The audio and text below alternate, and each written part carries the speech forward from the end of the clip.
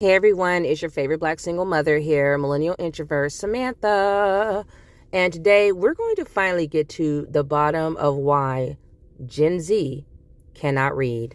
So let's go ahead and jump in here. And this is probably honestly going to be possibly affecting other children from other generations as well.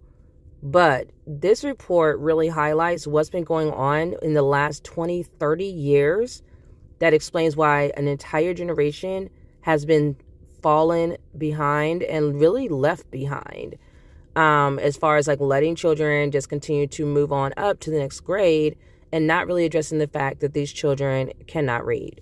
So let's go ahead and get into this, because I've heard so many things from it being the parents' fault, even though teachers are trained to be teachers and they're with our children to teach, and parents are paying them to teach them with our tax dollars. And yeah, it's like, I'm not saying the parents are totally absolved from helping their child learn how to read, but you're going to find out really quickly some really surprising details that's going to have you looking at everything differently. Let's go ahead and get into the story. So this story came from the Hedgerton Report, and it's called What Parents Need to Know About the Research on How Kids Learn to Read. What does good reading instruction look like in a classroom? This was written by Jackie Mader, March 30th, 2020. The Hedgerton Report is a national nonprofit newsroom that reports on one topic: education. So let's get right on in here. Teaching kids to read isn't easy. Educators often feel strongly about what they think is the quote-unquote right way to teach this essential skill. Though teachers' approaches may differ, the research is pretty clear on how best to help kids learn to read. Here's what parents should look for in their children's classroom. Hold on one second.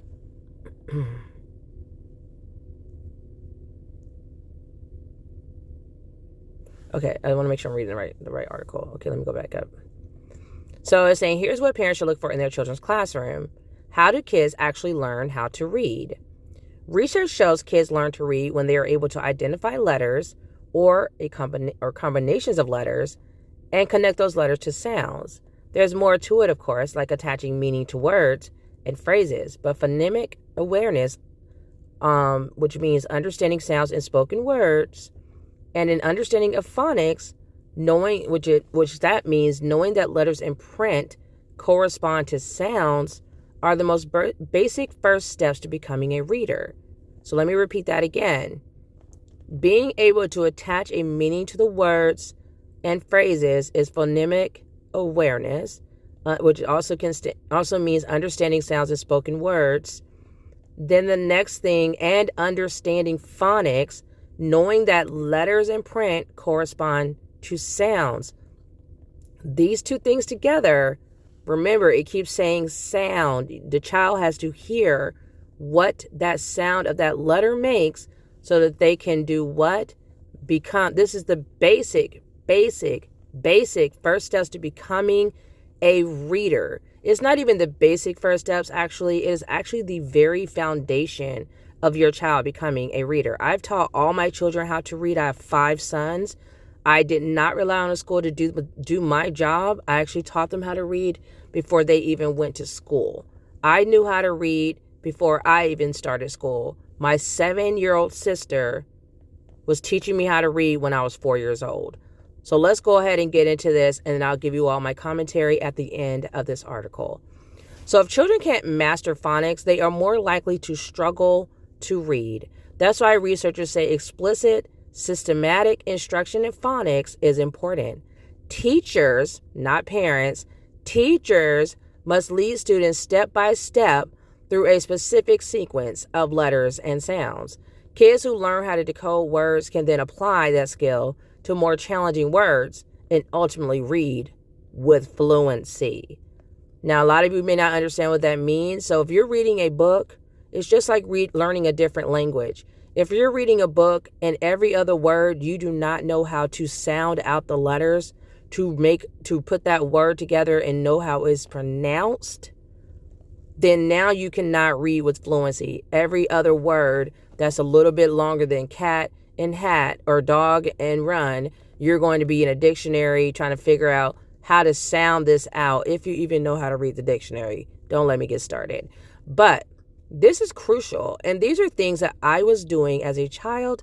Did not even realize that I was doing phonics anything. But what I do remember in the 80s, let me know in the comments below if y'all remember that Hooked on Phonics commercial that just was always on. I felt like every time I turned around as a kid, that commercial was on. And it was a little bit annoying. I had no clue what they were really talking about. They were like, I can read. Like, I just remember them teaching little babies, like toddlers, how to read. And I just did not really understand what I was watching.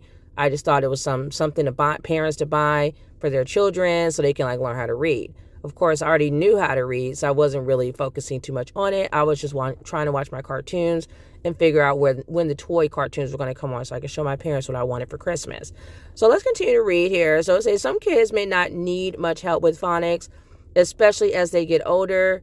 But experts say phonics instruction can be essential for young children and struggling readers. Now, I would not say that I guess they were saying some children don't need much help. I can't speak for all children. So maybe that is the case. I don't know. Maybe some children are able to grasp it, especially, I think, honestly, the younger you start, the better. My children, I've learned, so my twins are in a French school, a French immersion school. So they're actually going to be bilingual. Actually, all three of the younger ones are going to be bilingual because I'm getting a tutor in French to teach my 8-year-old as well. But he's actually picking up children when they're young. They're so smart. Like, he's actually my 8-year-old actually picks up French from me working with his little brothers at home. And my 5-year-olds, they actually pick up reading from me working with my 8-year-old at home. So now my 5-year-olds, because they can read, like I've taught my 8-year-old English words, like how to sound it out, they can now hear a word. And there's apps that they have to use with their school. They can hear the word and actually read and sound it out and understand a word that is written in French. So this is how resilient, how intelligent, how vibrant children are. People really do underestimate them. They really don't realize how much children can soak in, how much knowledge they can hold, and they can actually retain it for life. I still know to this day how to count to 10 in German. That's something my parents taught me when I was a child. I don't speak German every day. I don't use the German language anywhere. I'm only around English-speaking people. And I took 3 years of Spanish. And I still remember to this day how to say some words from German. So let's go ahead and get into this. So they said some children don't need much help with phonics. Just make sure they don't really need much help. But, I strongly suggest you teach all children phonics, parents. I'm going to have to say this. Like, I went to my child's, I know I was going to talk at the end, but this will be short. I went to my children's back to school night. My 8-year-old, his teacher said they do not teach phonics in his school. They will not be teaching phonics, and they don't teach handwriting. I have it recorded in case anyone doesn't believe me. They said they don't teach handwriting because children use devices so much. What do they need handwriting for, basically? So that's one more skill your child's about to lose on top of already them taking in cursive handwriting away, like in cursive writing away. They're taking away handwriting. So that's something else parents have to do on, like, when their child comes home. And then you have, and my 8-year-old actually has really beautiful handwriting, by the way. We've worked with him, so he has workbooks. But anyways, and then you have phonics. They don't teach phonics in schools. So I remember when my 19-year-old was starting kindergarten, I was shocked when they were giving me these sight words to teach him. And I was remembering thinking, what is a sight word? I was 20-something years old, young mother, had no clue what the F they were handing me. And I did not know.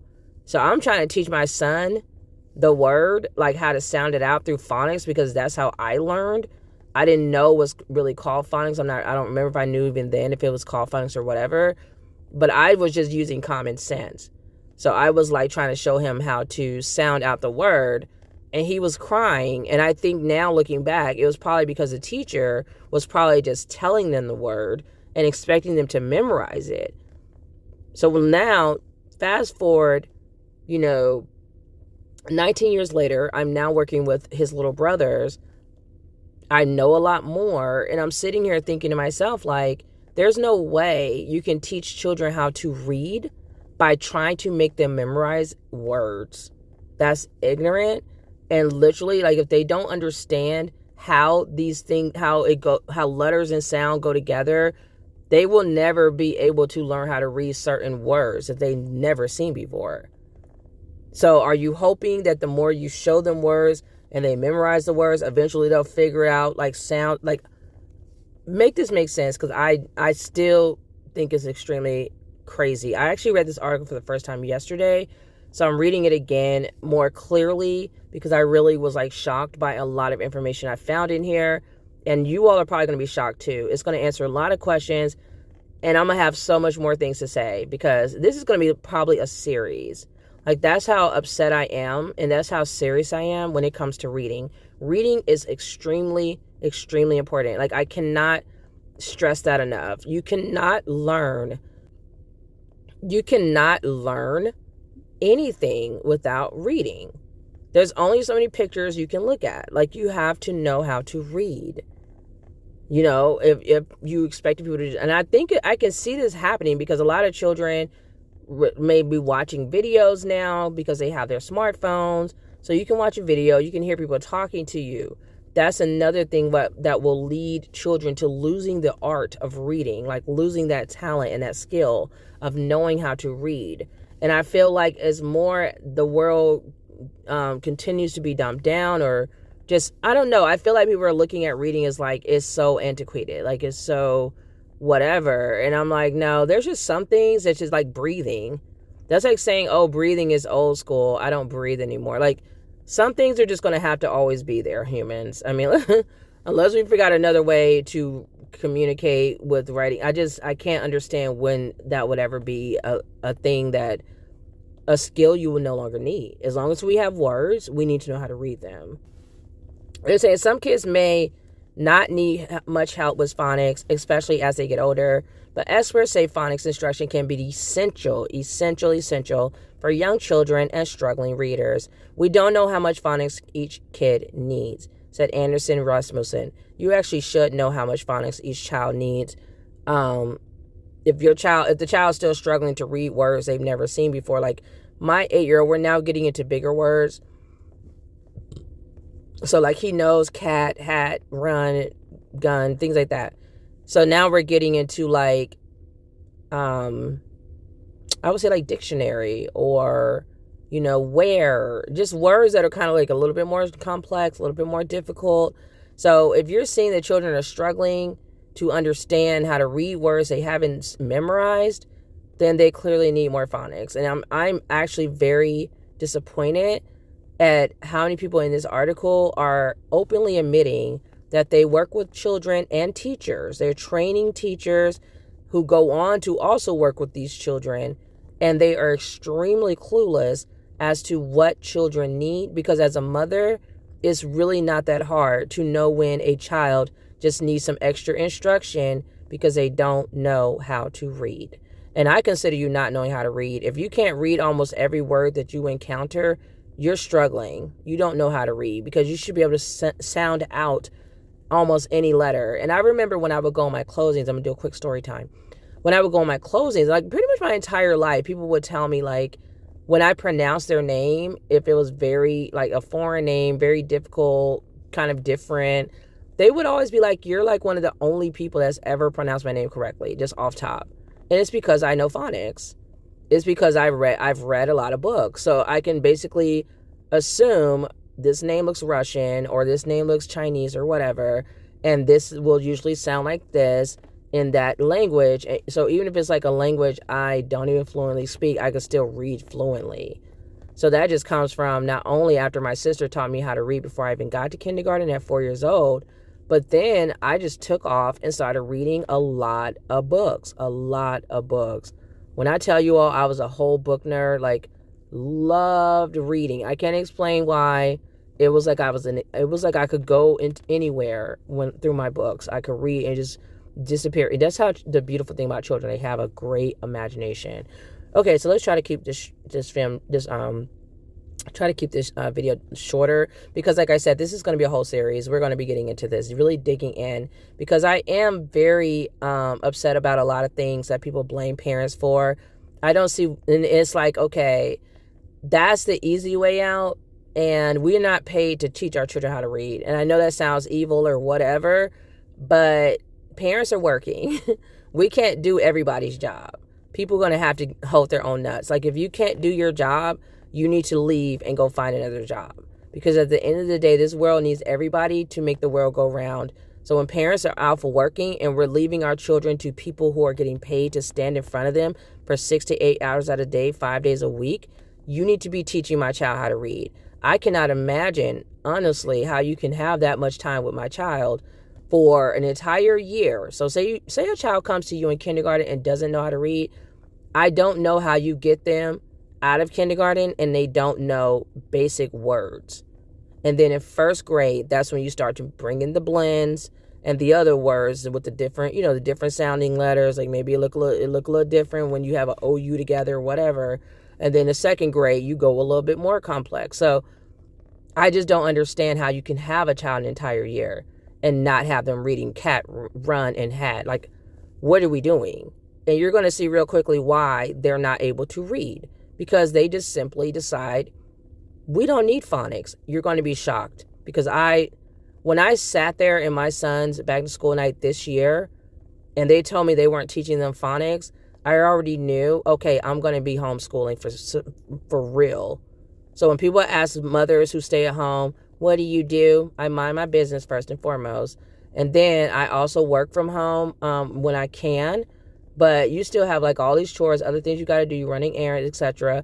But I basically work from the morning I get up to the time I go to bed, because my kids, like when they get home from school, like basically the time they wake up and I get them dressed for school, everything, they get in the car and we go over lesson time. We do phonics on cartoons, alpha blocks on YouTube, because it's fun for them. They're not really realizing they're learning, and they're having fun. My 17-year-old told me that he later told me, like years ago, that he learned how to read from the Leapfrog videos I used to make them watch.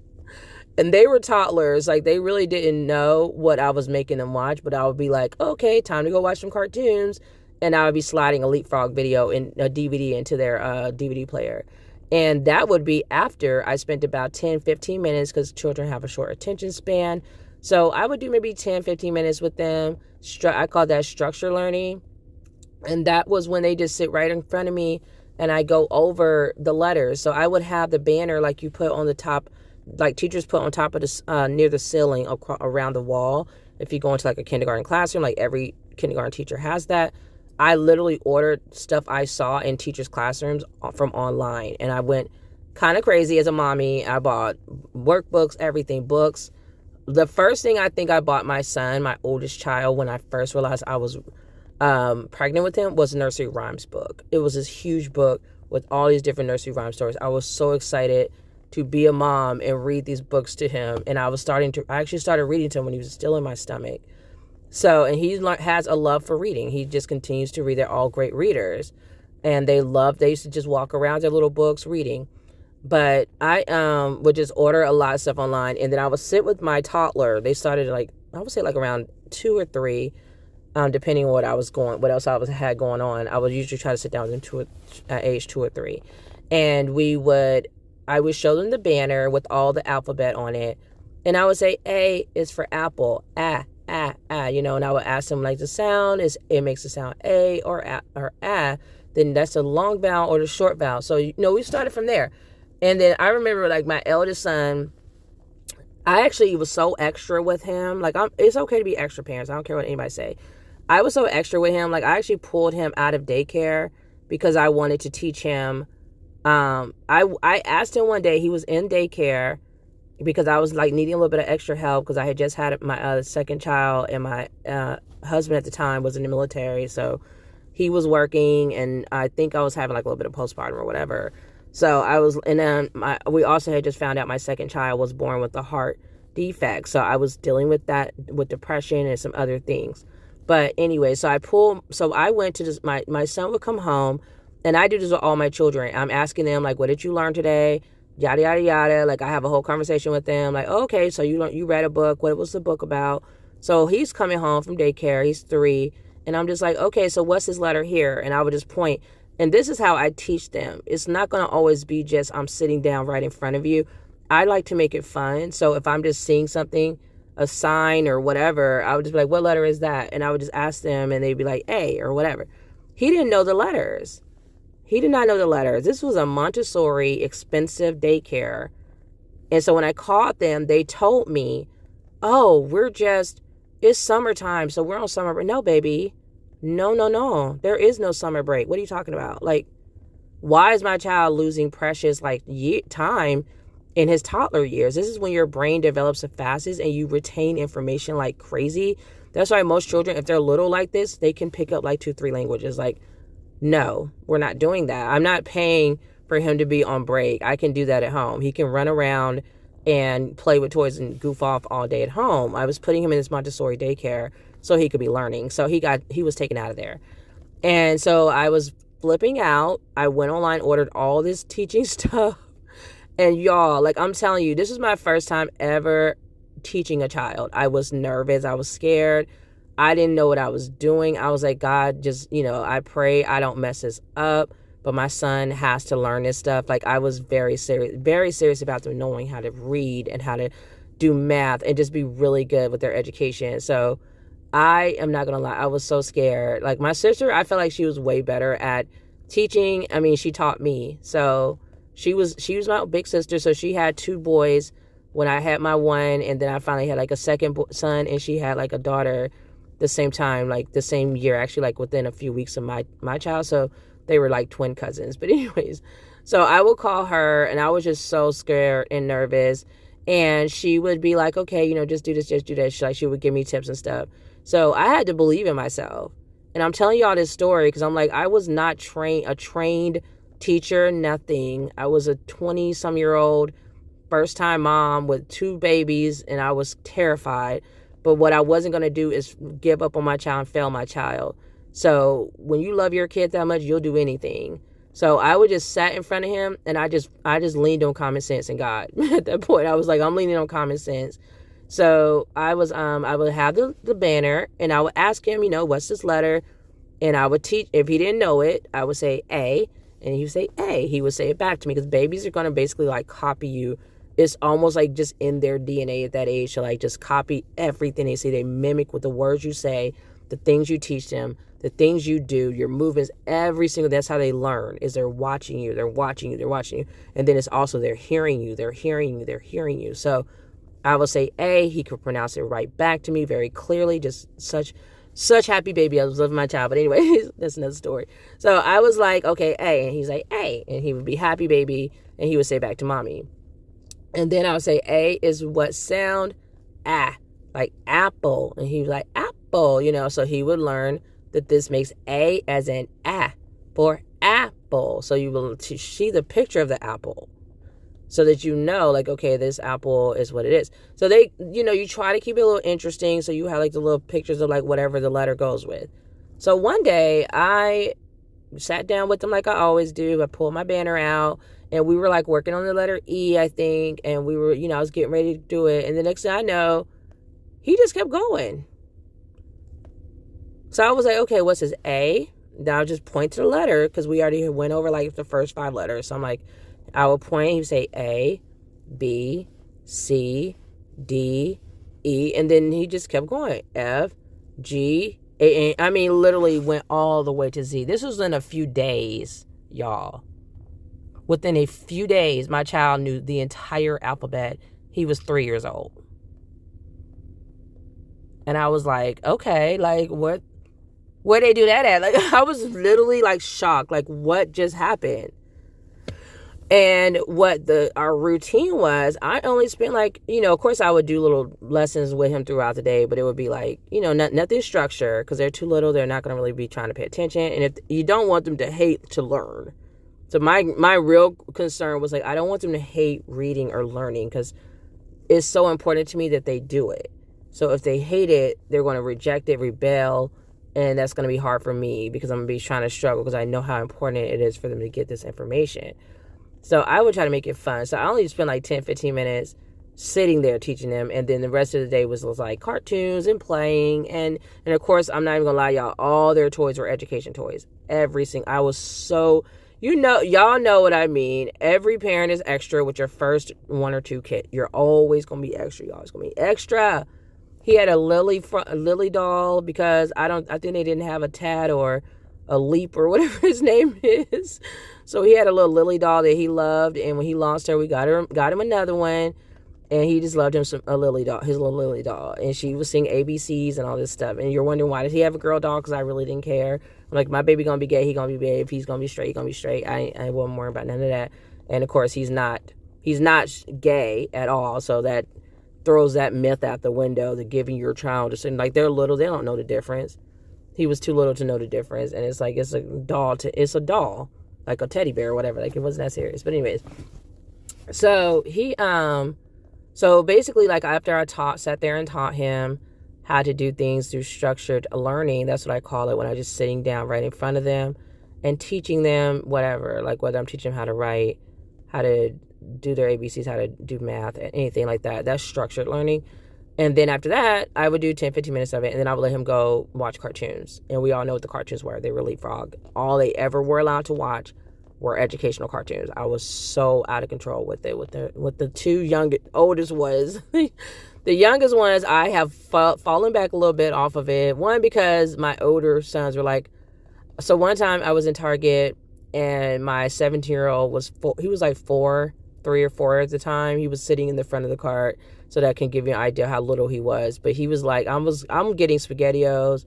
And I was like, ooh, I'm going to get these Dora ones, because I just thought it was the cutest thing. I love me some Dora, because I wanted them to be bilingual as well. So I made them watch a lot of Dora. And he was like, I hate Dora. No! Like a meltdown. I was like, what? And he was like, I hate Dora. Like, he repeated it for me. And I'm like, oh my gosh, so you're kidding. What do you mean you hate Dora? Like, that was like my favorite little cartoon for them to learn Spanish. And he was just like, I hate Dora. So I had to put it back and get another one. Like, that hurt my soul. I'm not going to lie. I'm being vulnerable on my channel. That hurt my soul. I was like, wow, like, okay. And so then later, so I feel like I don't know why he hated Dora. He just didn't like Dora, because he never said that about Leapfrog. And then when he got older, he had a speech delay, y'all. So he ended up getting through that. He's super articulate now, like so freaking smart. It's disgusting. So he ended up overriding that speech delay, which I'm very proud of him for that. And he one day, like, he was like 8 or 9 this time, like he was older, quite a bit older from like when he told me he hated Dora, like 3 years old or something. But he was like maybe 8 or 9 or 10 or something. And he was like, Mom, I learned how to read from the Leapfrog videos. And I was like, what? And he was like, yeah, like I learned how to read from the videos you made us watch when we were little. Y'all. Because Leapfrog was that cartoon, okay? Like, if you want your child to be smart and learn. I love some Baby Einstein. I love Leapfrog.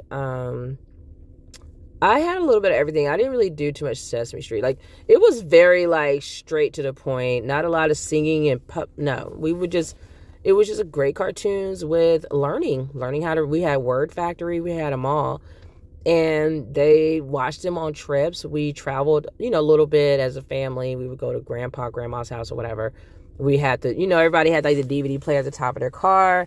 So we would play it in a car. I mean, they just were always watching, and they just soaked it all in.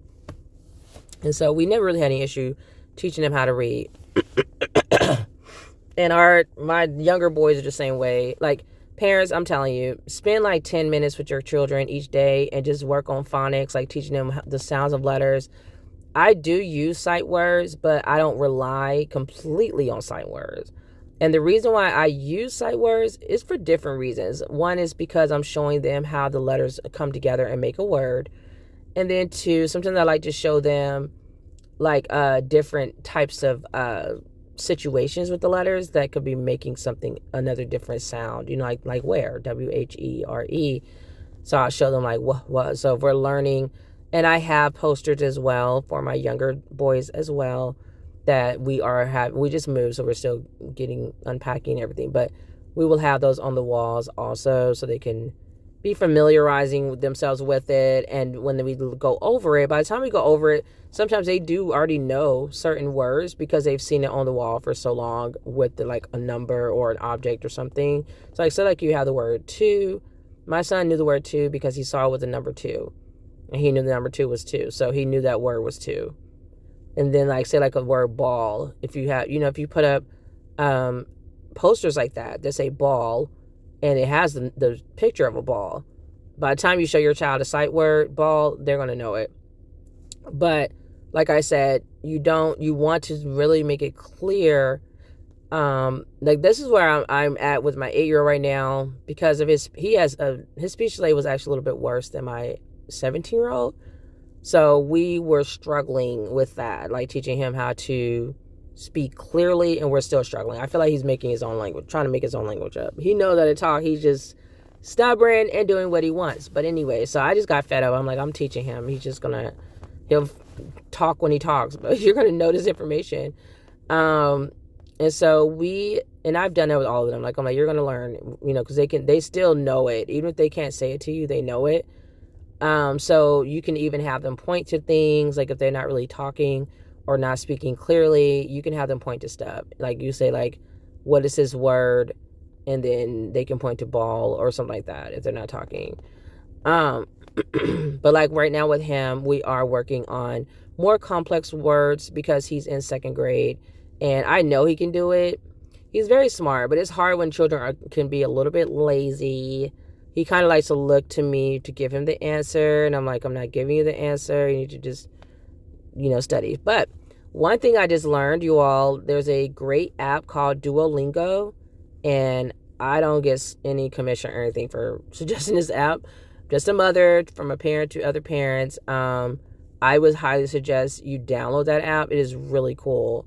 I was having a hard time finding an app that specifically taught phonics. A lot of the apps are teaching like sight words.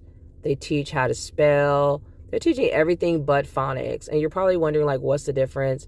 But phonics is like a sound. Like they have to, because the reason why I pulled this out for my son, because I was noticing yesterday we were working on reading, and he was just kind of looking at me, waiting for me to give him answers. And I'm like, that's not going to work. So I want to empower him.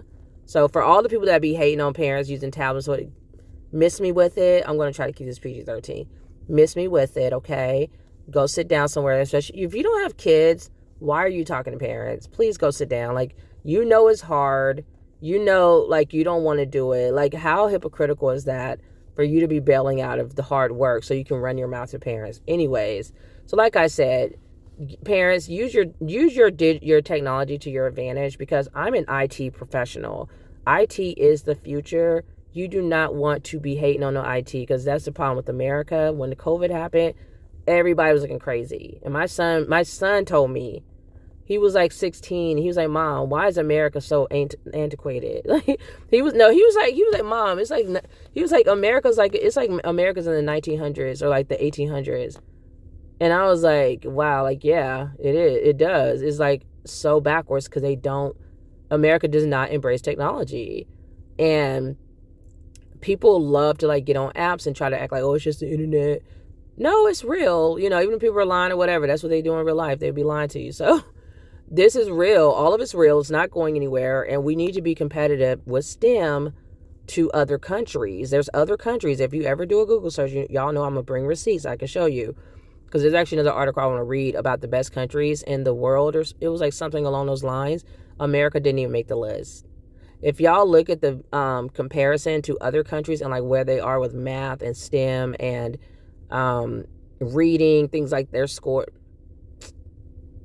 we ain't even in the top 5. Let's just, for us to be a world, quote unquote, world power and, a first world country, we act like we don't have any kind of intelligence. And this whole situation with this reading is part of the problem. And I'm gonna get through this whole thing for y'all, because I am just astounded what has been going on in the educational field for centuries. Like, this has been happening, I would say, at least over a century. At least over a century. So I'm gonna try to get through the rest of this and not talk y'all to death, but I really want y'all to have this information. Let me get through this, because I want y'all to have this information. So I may actually copy this video and then put it into another video or whatever. But I feel like I have another purpose now, is to teach people how to read. Teach children, adults, teach people how to read. It's like, what are we doing? You can't be strong as a nation and not know how to read. You just can't do it. It's not something to take lightly. It's not something to goof about and throw to the side. Absolutely not. Absolutely not. And it explains a lot of why our country is in the state that it's in, if 60% of people don't know how to read. Okay, so let me go ahead and finish up. I'm going to try to get through as much of this as possible without talking anymore. So it says, they were saying, like, they don't know how much phonics a child needs, right? This is Anders Rasmussen, principal of Wood Road Elementary, which they should know. Wood Road Elementary School in Boston Spa, New York, who recently led the transformation of his school's reading program to a research-based, structured approach. So this man is supposedly, I guess, he's a principal, and he's leading a transformation of a reading program and does not know how much phonics children need. I'll just let that sit with y'all for a bit. So he put, but we know no kid is hurt by getting too much of it. That's correct. It never gets old. So here it says, how should your child's school teach reading? Timothy Shanahan, a professor emeritus at the university, so you said to sound it out. Yeah, that's phonics. At the University of Illinois at Chicago, and an expert on reading instruction, said phonics are important in kindergarten through second grade, and phonemic awareness should be explicitly taught in kindergarten and first grade. I personally feel like our country should start paying for pre-K to pre-K 4, pre-K 3, pre-K 4. I think children should be starting to read around 3 years old. You're probably wondering why you're saying that, because children's brains grow at a very rapid rate between the ages of newborn to 7 years old. Those are the years they can learn things almost in like warp speed. After that, it's a struggle to teach people stuff. Like, they just it's just a little bit harder to teach them. And now, you'll see this morning's article, and I can say it from my own children, watching like my struggles with my 8-year-old versus when I'm teaching them to read when they started younger. He has an IEP, so he has some kind of speech delay. So that's his excuse. But I think a lot of people we could actually eradicate this reading issue in America if we just started with our children at 3 years old. I think starting at 5, you've already missed 2 great formative years that you could have been pouring knowledge into the children. And I'll go over that a little bit more probably in another video. So I'm trying to stay right on this topic because it's so important. So he was saying, this view has been underscored by experts. So you hear that. So even though Timothy Shanahan is a professor emeritus at University of Illinois, Chicago, and an expert on reading instruction, is saying that phonics is important in kindergarten through second grade, and phonemic awareness should be explicitly taught in kindergarten and first grade.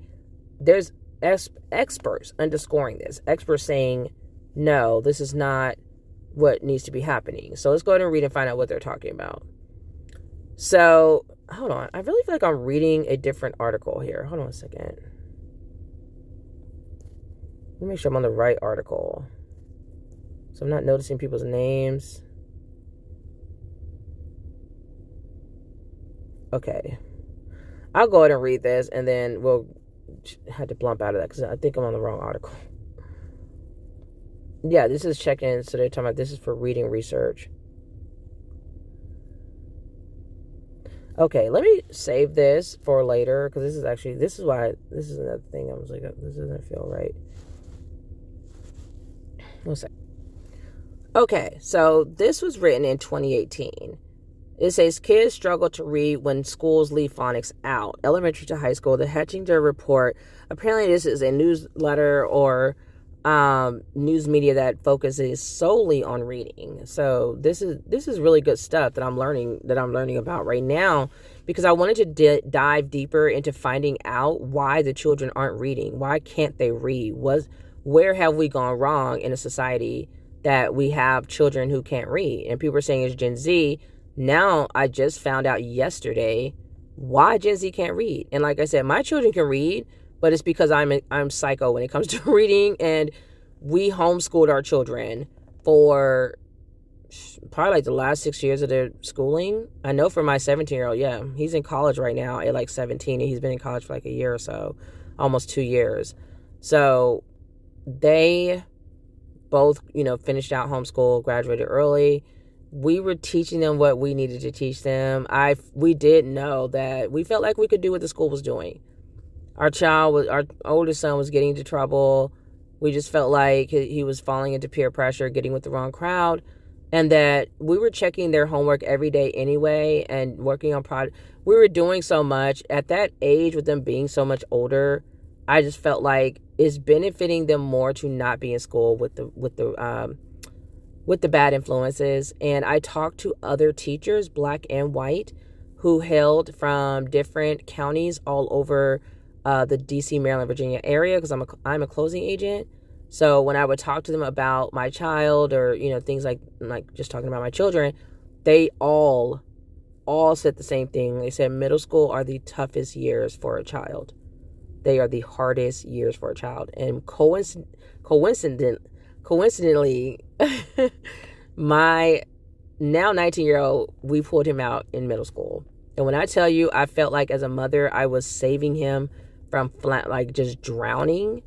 It was like really an emotional decision. Like I couldn't take it anymore. I was like, he's just floundering. Like I knew how brilliant my son was.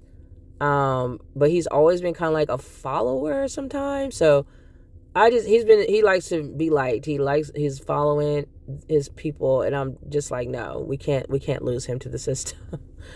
Oh gosh, that's a story. Okay. So let's go ahead and get into this. So we have kids struggle to read when schools leave phonics out. Schools too often leave out a key piece of the reading puzzle because teachers aren't trained to teach phonics. Okay. Yikes. So written September 11, 2018 by Emily Hanford. Oh yeah, this is a newsroom that reports on one topic, education. So let's get into it, because this is going to be a little bit lengthy. So it was saying it was 2015 and Jack Silva, the chief academic officer for the public schools in Bethlehem, Pennsylvania, had a problem. Only 56% of third graders in his district had scored proficient on the state reading test. Reading scores have been low for a while, but for most of the 5 years that Silva had been chief academic officer, he and other school leaders had been consumed with a severe budget crisis. By 2015, the district had turned the corner financially, and Silva was wondering why the reading scores were so terrible. Now, he is the chief academic officer. I don't know what that is, but that's not an excuse. That's just not an excuse. Like, you can't allow children to go years. Like, how many children went through his school system without them really focusing on reading because of the budget? Why was the budget struggling? And this is 2018, so this is not happening around COVID. And this also lets you know how America does not value children. Anytime they want to snatch some money away for whatever reason, it could be war and other random things, putting more money in the pockets of the rich. They cut programs, they cut resources from the schools. But schools don't really need a lot to teach children how to read. So let me keep going. And this is also really quickly, I want to say, this is also a good time where you should make technology your best friend. You can actually save a lot of money using technology to help assist you as an reading tool or education tool. Technology could definitely be your best friend, and it's usually free. There's a lot of free programs, especially for schools. Tons of free stuff. So by 2015, the district had turned the corner financially, And Silva was wondering why the reading scores were so terrible. It was really looking yourself in the mirror and saying, which 4 in 10 students don't deserve to learn to read, he said. Absolutely unacceptable. I'm not okay with that. Not okay with it. So the stakes were high. Research shows that children who don't learn to read by the end of 3rd grade are likely to remain poor readers for the rest of their lives. And remember I told you earlier, children who don't get certain information after by the age of 7 or 8, it's a wrap. It's something that our brain basically it's something it fully connects, or it does something around that age where it starts to become harder to learn things. And I'll go into that more in detail later, but I was astounded to learn that as well. And that's another reason why I'm just so extra with younger children starting pre-K, because I've heard this in different capacities in different ways over the years as well. But just being in pre-K, because we're losing precious years, just assuming, they're babies, let them just float about. No, absolutely not. These are crucial years. You can start as young as probably even under 1, just showing them letters and letting them hear the sounds.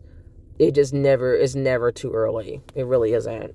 Because they come out the womb, they are in your womb listening to you. So they come out the womb ready to learn. And they pick up, and that first year is the fastest you're ever going to grow as a human being. So they develop, when I say warp speed, that first year is beyond warp speed. You go from a child who can't even hold his head up or feed himself, and actually they can feed himself. God's given them a few reflexes. There's a video of this baby who literally crawled until he found his food source, which in this case was his mom's boob, but he made it happen and got his milk. So you will be astounded how smart and intelligent babies are, before they even come out the stomach. So the stakes are high. Research shows that children who don't learn to read by the end of 3rd grade are likely to remain poor readers for the rest of their lives, and they're likely to fall behind in other academic areas too, which is, of course, because you can't learn anything without knowing how to read. It's just that simple. People who struggle with reading are more likely to drop out of high school, to end up in the criminal justice system, and to live in poverty. But as a nation, we've come to accept a high percentage of kids not reading well, which again is unacceptable. Why would a nation want a bunch of kids that can't read? How stupid is that? That's the most ignorant thing I've ever heard. Wouldn't you want your country to be strong and competitive? The stuff that we value in America, it just never ceases to amaze me. It really never ceases. We value fame, money, so many other things. And the thing that's crazy really is that those things would be able to happen more or even better if we all knew how to read, if we were all way more intelligent. We could still do the things we love to do, but it would be on steroids, so much better, because we're actually smart while doing those things. So this is it's just awful. But let me continue. So more than 60% of American 4th graders are not proficient readers, according to the National Assessment of Educational Progress. Did y'all hear that? 60% of America's 4th graders are not proficient readers. 60%. And what did they just say? By the time you're 8, by the time you hit, where are they at? By the end of 3rd grade, if you don't know how to read, you're likely going to remain a poor reader, be behind the rest of your dang on life, can't get your academic stuff going because you can't read, and you're most likely, because of this, you're going to drop out, because why would you stay in school when you can't understand it? Now it's not as enjoyable because you can't understand it, and now you're ending up in the criminal justice system and or in poverty. That's 60% of the population. That's we're in 4th grade and we're not proficient readers. So we can, of course, deep dive into what does proficient reader mean, but I think I have an idea. So according to the National Assessment of Educational Progress, and it's been that way since testing began in the 1990s. I graduated in 2000, so I just want to give you all a benchmark. When I grew up, I'm an 80s kid. I was born in 82, left school in 2000. Millennials are 1981 to 1996. So we barely just got out of there alive. Like with our reading intact for the most part, I think. So essentially it is going to be Gen Z that got the bulk of the failure of the school system. All right, so let's continue. So they said one of the excuses educators have long offered, and I want you all to remember that while I keep reading, because you're going to be probably as shocked as me. This was awful, like awful. Like I just could not believe it. Like what has been happening in our school system. Like I knew it wasn't great, but I never could have imagined it was this bad. So one of the excuses educators have long offered to explain America's poor reading performance is poverty. So they're using a scapegoat of poverty, which is what a lot of people like to do. So I just saw a black woman, which is like an embarrassment, but she was talking about parents, how we let our kids listen to bad music, and it's on the, and I don't have, of course she doesn't have any kids, but it's all about, it's the parents that do this and da-da-da. Negative. My children do not know, like I can't speak for everybody else, but you're not just going to always just target a black single mother because you're assuming we are the poorest or whatever. Even if we don't have money, some of us do have great values. And my children do not listen to mainstream music at all. I censor everything they watch. I don't even know half the songs that they were talking about. Like I don't know them at all. And so you're going to see really quickly, is this reading just affecting people who are impoverished? Is that really what it's about? Let's find out. So they used to just blame this on poverty like everybody like to do. They like to point the finger at the quote-unquote welfare queens and try to say we're the problem. We're the reason our children can't read. It's because we're poor, then we must be dumb too. That's what they're all going with, right? So even though our children are going to the same schools, they're basically, I feel like they don't care. Really, to me, it's like they're just going to let schools that are in poor areas just struggle because they do correlate poor with dumb. But after 4 years of Trump, I think we can agree that money cannot buy intelligence. So there's a lot of people who got their money through some criminal ways or whatever. I'm not saying he's one of those people, but I know his dad did illegal activity. And people have inherited funds, money from parents, and they did a lot of legal things, including slavery. So America has a real issue of worshiping money and worshiping celebrity, worshiping fame. And so we just assume if someone is famous, they're a good person. If someone has money, they're an intelligent person. And that's just not the case. If someone is poor, does not mean they're a bad person. If someone's poor or not famous, doesn't mean they don't have great values and they don't care about their child's education. So the stereotypes need to stop. So here it says there's plenty of poverty in Bethlehem, a small city in eastern Pennsylvania that was once a booming steel town. But there are fancy homes here too. And when Silva examined the reading scores, he saw that many kids at the wealthier schools weren't reading very well either. Isn't that interesting? This was not just poverty. In fact, by some estimates, 1/3 of America's struggling readers are from college-educated families. Did y'all hear that? 1/3. That's a big chunk. 1/3 of America's struggling readers are from college-educated families. Okay, so that takes out the whole, stereotype of, oh, it's poverty, they're just dumb, da da da da. No, it's how you're teaching children how to read. It doesn't matter what your income level is. You don't need money to teach kids how to read either. I mean, so back in slavery times when they made it illegal for us to learn how to read because Nat Turner had his revolt because he was reading the Bible and learning the truth about things. So after that, shortly after that revolt, that's when they made it illegal for all the enslaved to know how to read. But these were slaves. They had nothing, and they would sneak in.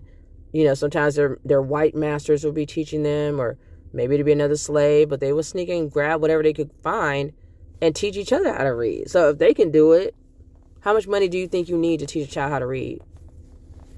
Zero. So anyway, Silva, because you can go to a library, you can go anywhere and get free books. You can go anywhere and get materials to teach children how to read. Silva didn't know anything about how children learn to read or how they should be taught. So he started searching online. So this man did not even know how to read, how to teach children how to read, or how they should teach them how to read. Child, I'm telling you, this story is going to get worse and worse and worse by the second. So Silva didn't know anything about how children learn how to read. He had no clue. And I'm trying to see here, who did they say he was again? He was a chief academic officer, which I have, like I said, I don't know what that is. That sounds like somebody who's over all the academics, and you don't know how children learn how to read, and you don't know how to teach them how to read. That is terrifying. So what does he do? He goes online. He doesn't take a course. He doesn't take a continual education course. He doesn't go to another professor to learn. Like, he just literally just jumped online. And as he soon discovered, virtually all kids can learn to read. And like I said before, it doesn't cost a whole lot to teach children how to read. You're jumping online for this information. Okay. How much did you really need the budget for that? So if they are taught the right way, virtually all kids can learn how to read. Virtually all kids can learn how to read when they're taught the right way. Let's read that sentence again. As Silva soon discovered, as he's jumping online, virtually all kids can learn to read if they are taught the right way. And there's really only one way to teach them. So they said the problem is that many American elementary schools aren't doing that.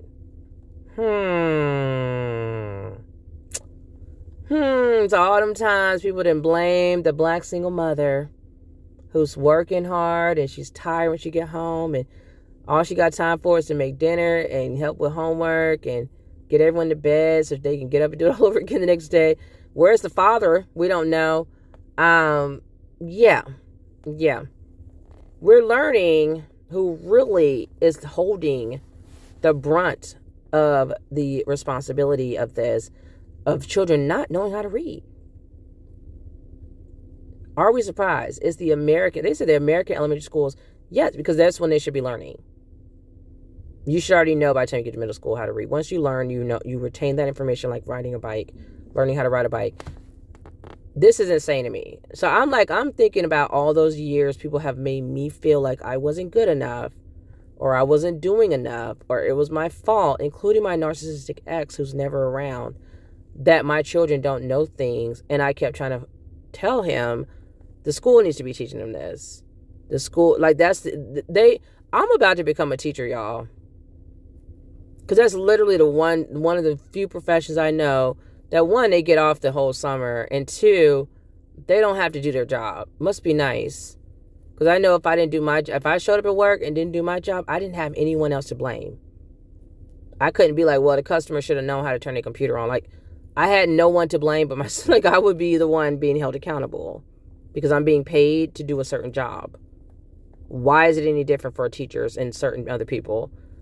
I'm not holding anyone's hand and coddling, especially when our children and the entire future of our country is in these people's hands.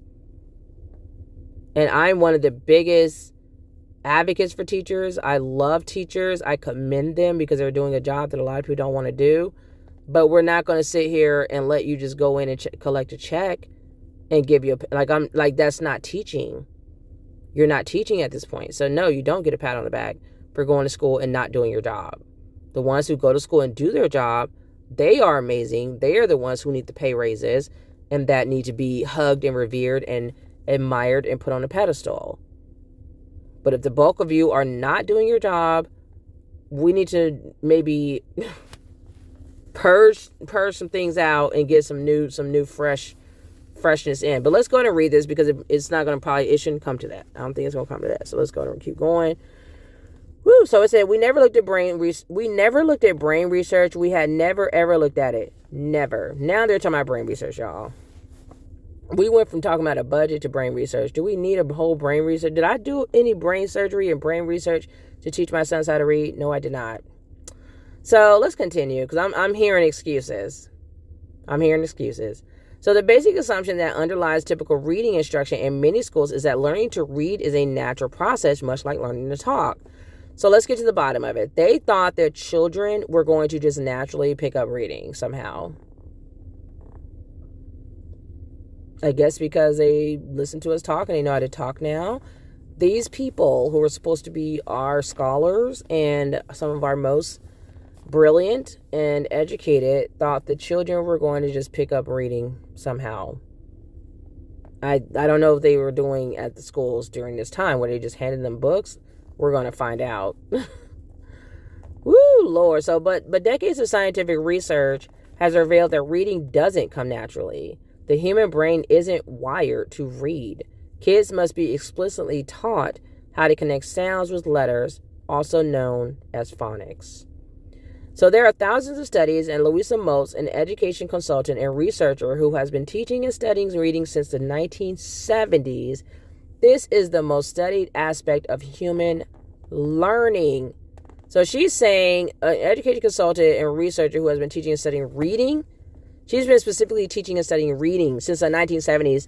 She's saying that reading is the most studied aspect of human learning. And so why are the children not knowing how to read? Can we get to the bottom? Can we talk about that? Can we really have that conversation?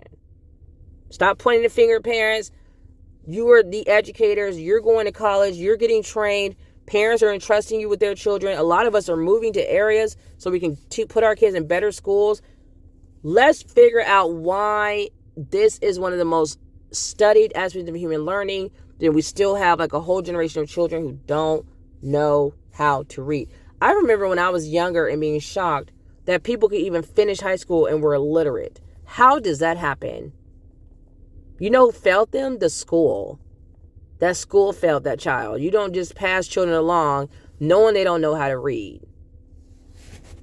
So they said, but this research hasn't made its way into many elementary school classrooms. Of course it hasn't. Nothing has, apparently. The prevailing approaches to reading instruction in American schools are inconsistent with basic things scientists, have discovered. Like, these are scientists, and you're literally ignoring them. Are we surprised that no one believed with the COVID stuff? Like, scientists, like, people just, I guess we haven't been trusting scientists for the longest, or science. That's what we're doing. Okay. So these are inconsistent with basic things scientists have discovered about how children learn to read. Many educators don't know the science, and in some cases actively resist it. So you got people out here, I'm trying to be nice, who not only are not listening to science, but they are actively resisting it because they think that they are right. Someone who's not a scientist thinks they're right. And they have hundreds and hundreds and hundreds and thousands of children in their hands, just counting on them to teach them the most basic, most important thing a human being can know.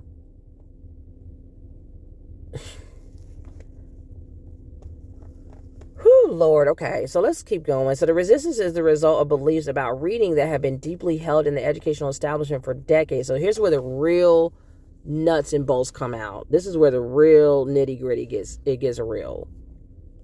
So they have these deeply held beliefs in the educational establishment for decades. But these beliefs, they say, even though those beliefs have been proven wrong by scientists over and over and over again, they've been proven wrong. And this comes down to people just wanting to be right at all costs, at the cost of your child's future, the cost of America's future. Most teachers nationwide are not being taught reading science in their teacher preparation programs because many deans and faculty in colleges of education either don't know the science or they dismiss it. As a result, their intransigence, millions of kids have been set up to fail. Might I add, I have no clue what intransigence, how to pronounce that word, but I bet I pronounced it right. And secondly, I think it's something saying with people feeling like they're right, so they're just doing what they want to do.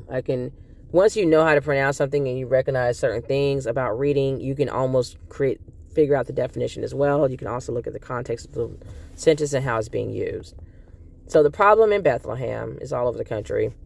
Even though Silva had known little about how children learn to read or how reading should be taught, he's long been aware that some older students were struggling too. When I tell you y'all gonna be shocked and appalled and amazed, I'm shocked. I'm not even, like, I tell you all, I read this article yesterday and I have to read it again. And y'all are not ready. You're not ready how much worse it's going to get. Because just when I thought it couldn't get worse, it just kept getting worse. So he's saying he's known that there were some older students who were struggling to read. He'd been a middle school and high school teacher for years, and he has students who came across words they never seen before, and had no idea how to sound them out. So didn't I say earlier with the sight words? You cannot possibly show a child all the words that are existing in this world. Is impossible. And even if you could, which you can't, but even if you could, there's no way the child is going to memorize all those words. So this is not Limitless. It's not a movie of Limitless where we're taking a little pill and we can just remember all this stuff. Absolutely not. It's not there. This is not where we're at in America. No, we don't. Our food is a hot mess.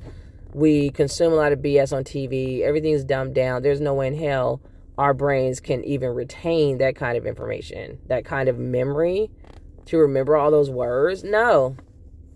That's why you have to know phonics. Because I can promise you there's going to be a word you're going to see today that you've never seen before. There's too many words. So he's saying students are coming, they're in high school, middle school and high school, coming across words they've never seen before, so they have no idea how to read it. That's crazy. That's insane. So Kim Harper, this is another big wig. Kim Harper, the district supervisor of literacy. The district supervisor of literacy. So she is like the top dog of the district in reading. Like all these names they're naming, these people are specifically like the top chief of the reading department. And totally clueless. Totally clueless. And the thing I want to know is how are parents supposed to teach their kids how to read when these people don't know how to do it? You done went to school for it. You are getting paid a lot of money to sit in a position to be like the executive of the top of the top of the highest of the high, the director, department head of reading, and you don't know how to teach kids how to read. But regular parents are supposed to just be... Remember I just told my story of me being 20-some years old trying to teach my toddler how to read, and I was freaking out because I had no clue what I was doing, but I went forward with just some common sense and went through it anyway and taught him how to read. He knew how to read before he hit a kindergarten. All my kids do. All of them. I start working with them as soon as everything they learn, I'm teaching them. But as soon as I feel like they're ready to start reading, doing some alphabet, we're on it. 2-3 years old. I get my flashcards going. I'll be reading books to them, just asking them questions, pointing to things, showing them the words with the animal or the picture or whatever. It starts like 2 years old. I had no clue what I was doing. My sister, 7 years old, taught my 4-year-old self how to read before I went to kindergarten. And I'm pretty sure she knew how to read before she went to kindergarten. So I think my aunt taught her. This person is another person in this article who is a district supervisor of literacy. So that's the question of the day I want everyone to remember through this entire article. Everyone who blames parents. How are parents supposed to be teaching our children how to read when these people who have been educated specifically in teaching children, then teaching kids how to read, then holding positions in a reading department, like the director of the top guy, of the top lady, of the top person ever in life of reading department, don't know how to teach kids how to read? How are we supposed to know? How are parents supposed to know?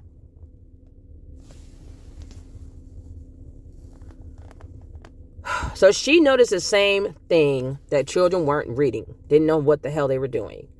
She'd been a high school English teacher in Bethlehem and said that a disturbing number of her students, a disturbing number? Okay. Even students in honors classes, y'all. Do y'all hear me?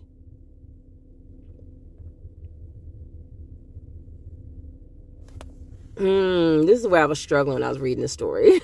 How are you in an honors class and don't know how to read?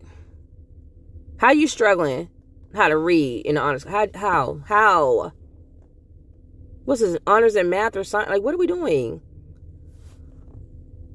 She said they weren't very good readers. They're in honors classes. This is how I can tell you, like, people don't take reading seriously. They didn't like to read, she said. They avoided reading. They would tell me it was too hard. Yeah, it is, because you don't know how to read, and it's not their fault. It's their teacher's fault. It's the school's fault. It's the principal. It's the school board. It's Congress. That's whose fault it is. It's the government. A government is supposed to take care of its people. Stop blaming the effing parents for everything in this raggedy, dusty ass country. Because you can try to blame us all day long. Parents can do whatever the hell they want to do. And they can and they will and they're going to. You bumping your gums because you're lazy. You already aren't raising kids yourselves, a lot of you. And you don't want to. You want to just run your mouth and tell parents how to do their job. No, you're going to get out my face. You're going to get out of my face. You don't have any right to tell me anything about my child. The real work you should be doing is voting and getting people to pass bills and laws, which I know we all remember that cartoon. They used to talk about how do you do a bill, how do you create a bill or something, that little weird cartoon we used to watch after school. But anyways, you need to be working with the government to end bad music. The availability of it is ridiculous. It has gotten worse. And illiteracy. You're going to find that in this article. If you're sitting here still, oh no, you're not going to be talking to me.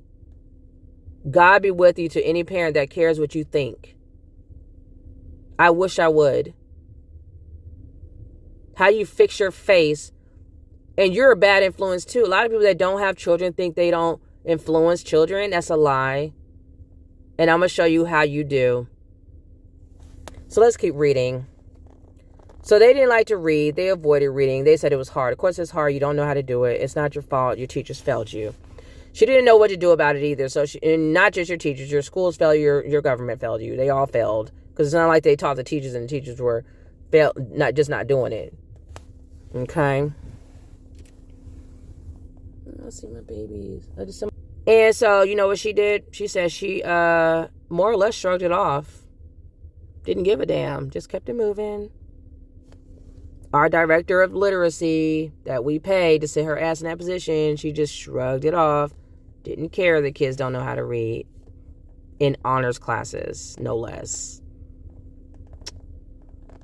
So she said, I think it became easy to say, well, that's just the way it is, you know. We're always going to have X% of kids who it's just going to be a struggle for, she said.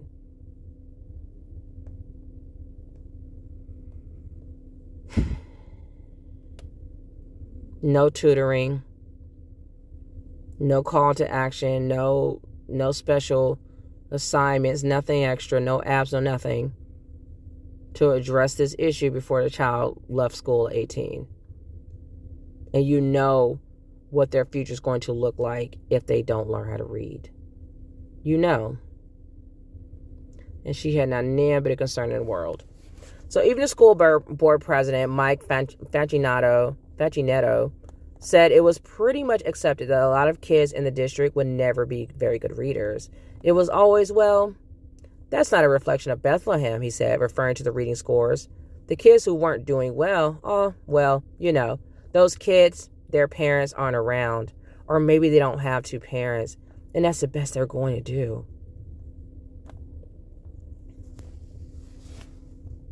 See how easy it is?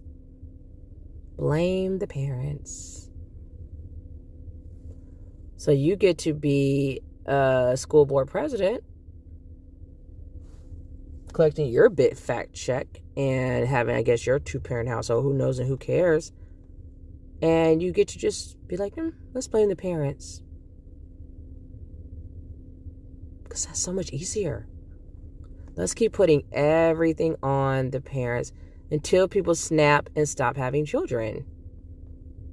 And I don't even disagree with that. I get it, because it's not easy, because no one's on your side. But then you don't have kids, but then you run over. I guess you have more energy, so now you're turning around and bumping your gums and talking to the people who are raising kids. I need to understand that. So it was too hard for you to want to do the job. But now that you're rested because you chose to not do the job, now you think you have a right? Absolutely not. You can talk to your blue in the face. I will purposely mute you. I will purposely block you. I'm tired of everybody and mama thinking they have some agency over my children who I gave birth to and who I keep alive every day. No, you don't. No, you don't. Even if I was letting them dance to Sexy Red or whoever all day long, what you gonna do about it? If you really cared about the future of this country, you would be talking to your government. You stop dealing with parents who are low-hanging fruit, and you'd actually get off your ass and do a real thing to change the future of this country and have this country be a better place. Parents have enough on our plates. Get out of our faces. All right, so this guy's not doing his job either. He's blaming it on the parents. So Silva wanted to figure out what was going on. So in 2015, he assigned Harper to visit all of Bethlehem's elementary schools and find out how children were being taught to read. So they're still scratching their little heads. He's sending the district supervisor of literacy around to the schools to try to figure out how are kids learning how to read. What methods are they using? They have no clue. No clue. There's no consistency, no cohesiveness, no nothing. Everyone's just doing what they feel like doing. And our irony of it is that a lot of it's not working. Whatever they're choosing to do, it ain't working. So Harper went to a professional development day at one of the district's lowest performing elementary schools. The teachers were talking about how kids should attack words in a story. So this is the method this teacher's using. When a child came to a word he didn't know, the teacher would tell him to look at the picture and guess. The most important thing was for the child to understand the meaning of the story, not the exact words on the page. Okay. That's what we're doing. What are we in, fairy tale land? So whenever I'm supposed to be understanding a concept, let me just dream of what it is instead of actually knowing what the words say.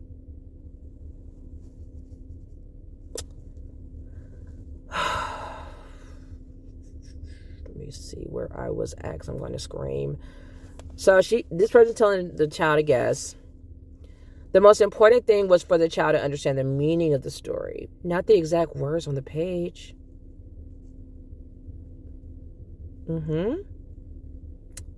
Sure. So if a kid came to the word horse, for instance, and said house, the teacher would say it's wrong. But Harper said if the kid said pony, it'd be right, because pony and horse, they mean the same thing apparently, even though they don't. Isn't that fun? Yeah, okay. This is what our kids are teaching. And you wonder why my kids come home and I literally do some more lesson time. And my kids, when I tell them I'm doing some lesson time, my 5-year-old's like, yay! Probably because he felt like he sat there all day and don't know what's going on. But anyway, Harper was shocked. First of all, pony and horse don't mean the same thing. And I'm explaining why my children love my learning. So what I do, because I'm intelligent, is I've figured out what teachers are teaching them. And I usually try to stay aligned with what their teachers are teaching them so that when they come home, we can do some one-on-one. So instead of a 14-to-1 ratio, they have mommy to themselves, so it's like 3-to-1. And sometimes just one-on-one, depending on who has homework or whatever. But usually I grab them all, like, let's learn. And they know that it's going to empower them. They know that when I teach them these concepts, as only mommy can do, that they're going to go to school the next day and they're going to know the answers to things, and they're going to feel smart, and they're going to have confidence. Because I don't expect the school to give that to my child. I personally feel like public schools are a joke. Like, if I didn't have to work and pay bills, my kids wouldn't be in school. They would have a tutor. They would be homeschooled.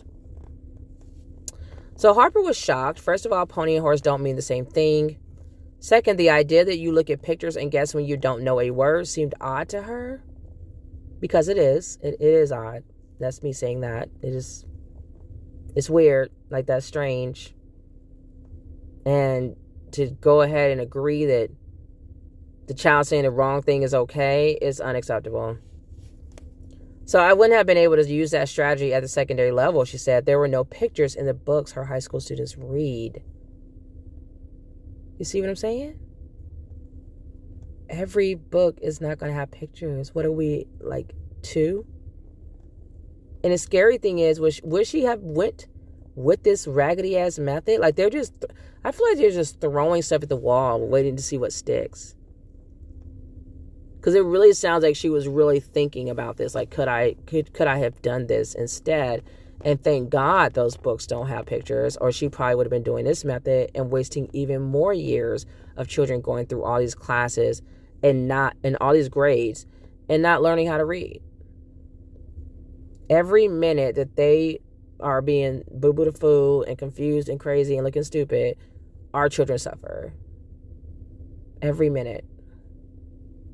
We don't have time for people to be resisting and being in their feelings or what. Like, if it's backed by data, it's backed by science, you're here to teach.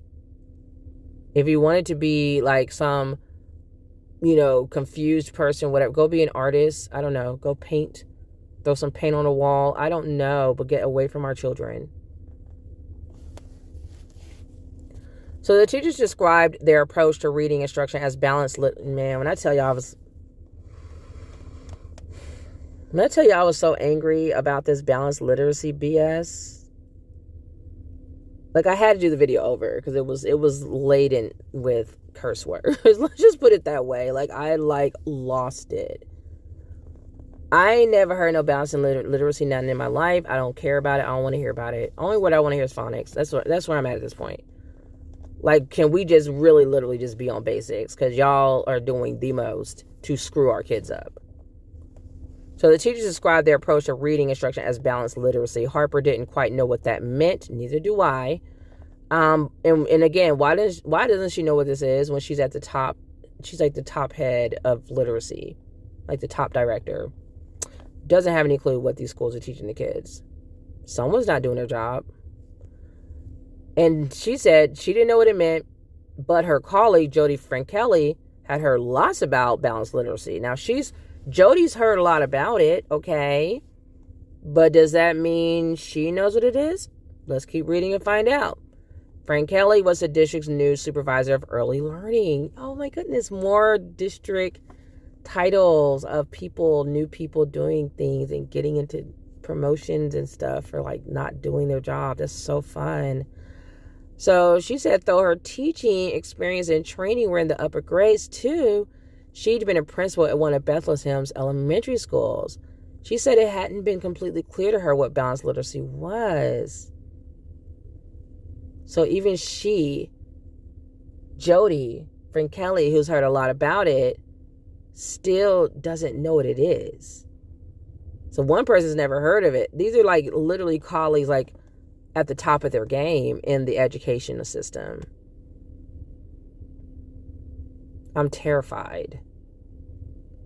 Oh, okay, let me try to get to this and be normal because I'm going to lose it.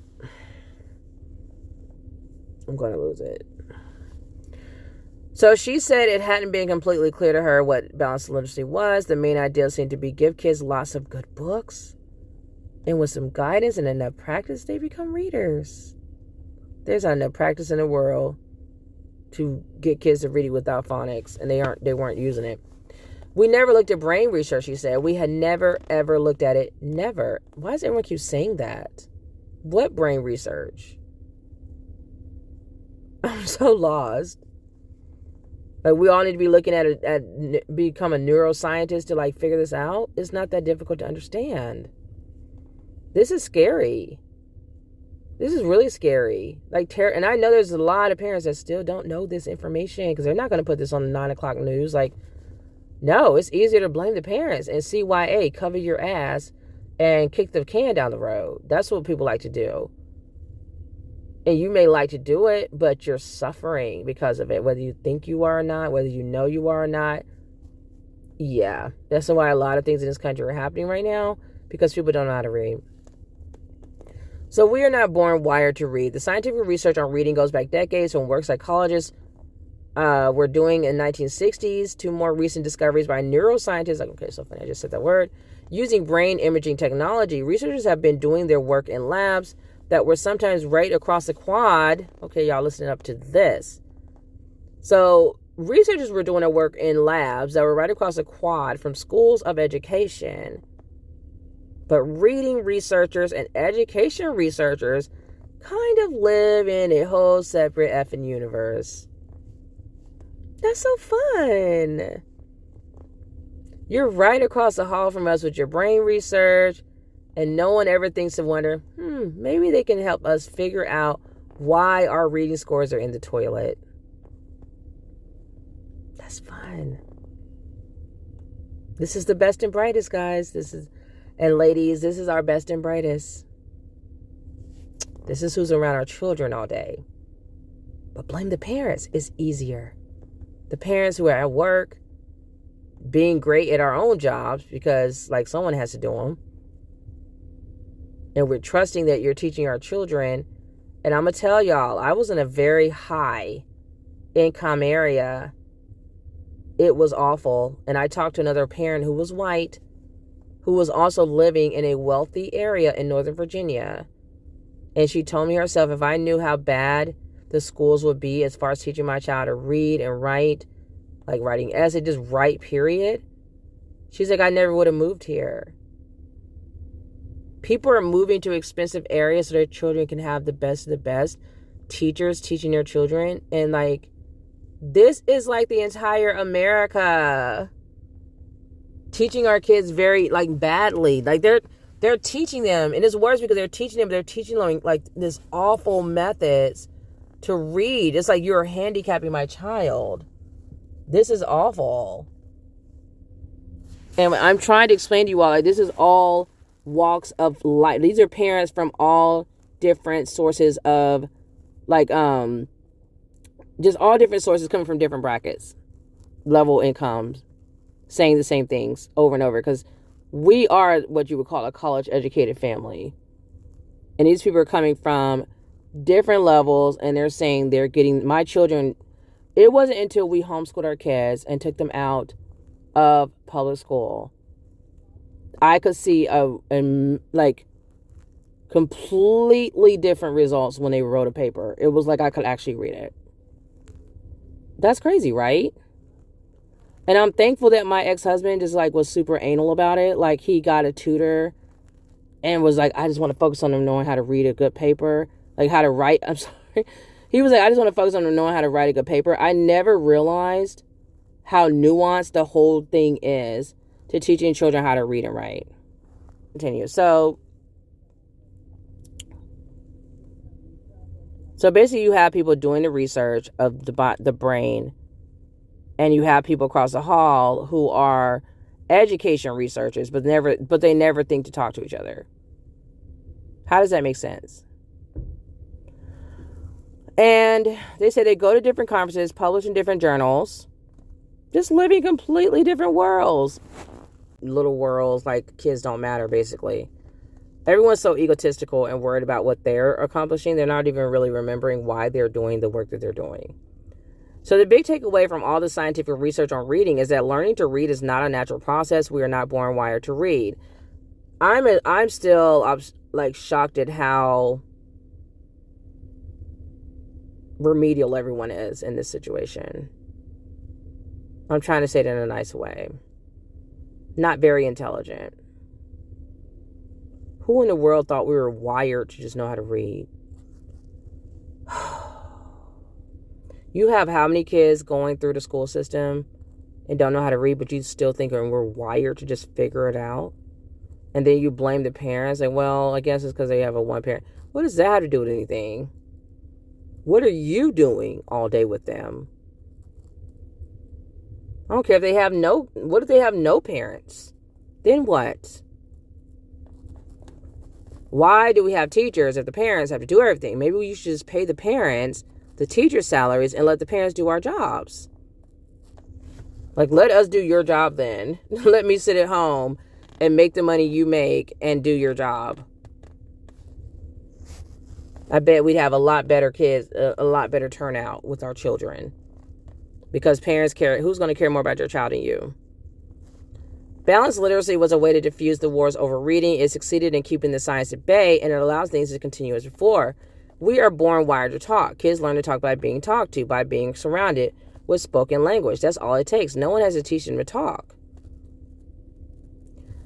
But as numerous studies have shown, reading is different. Our brains don't know how to do it. That's because human beings didn't invent written language until relatively recent in human history, just a few thousand years ago. To be able to read, structures in our brain that were designed for things such as object recognition have to get rewired a bit.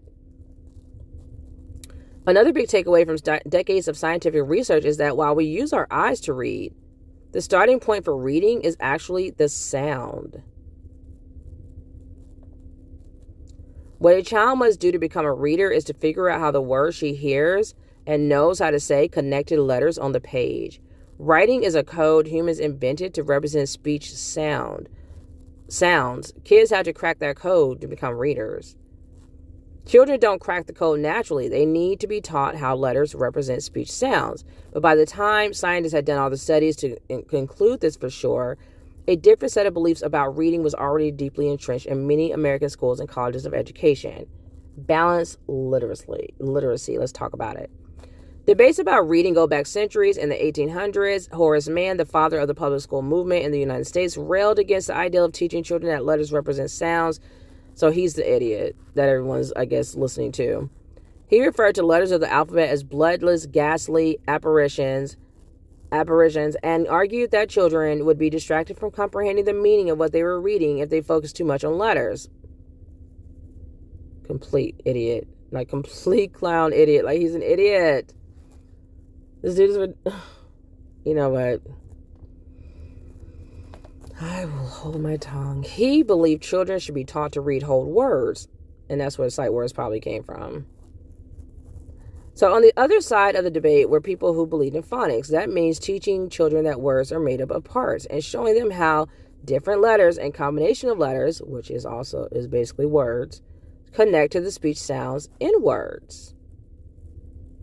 Oh, when they say combination, they mean like blends and things like that.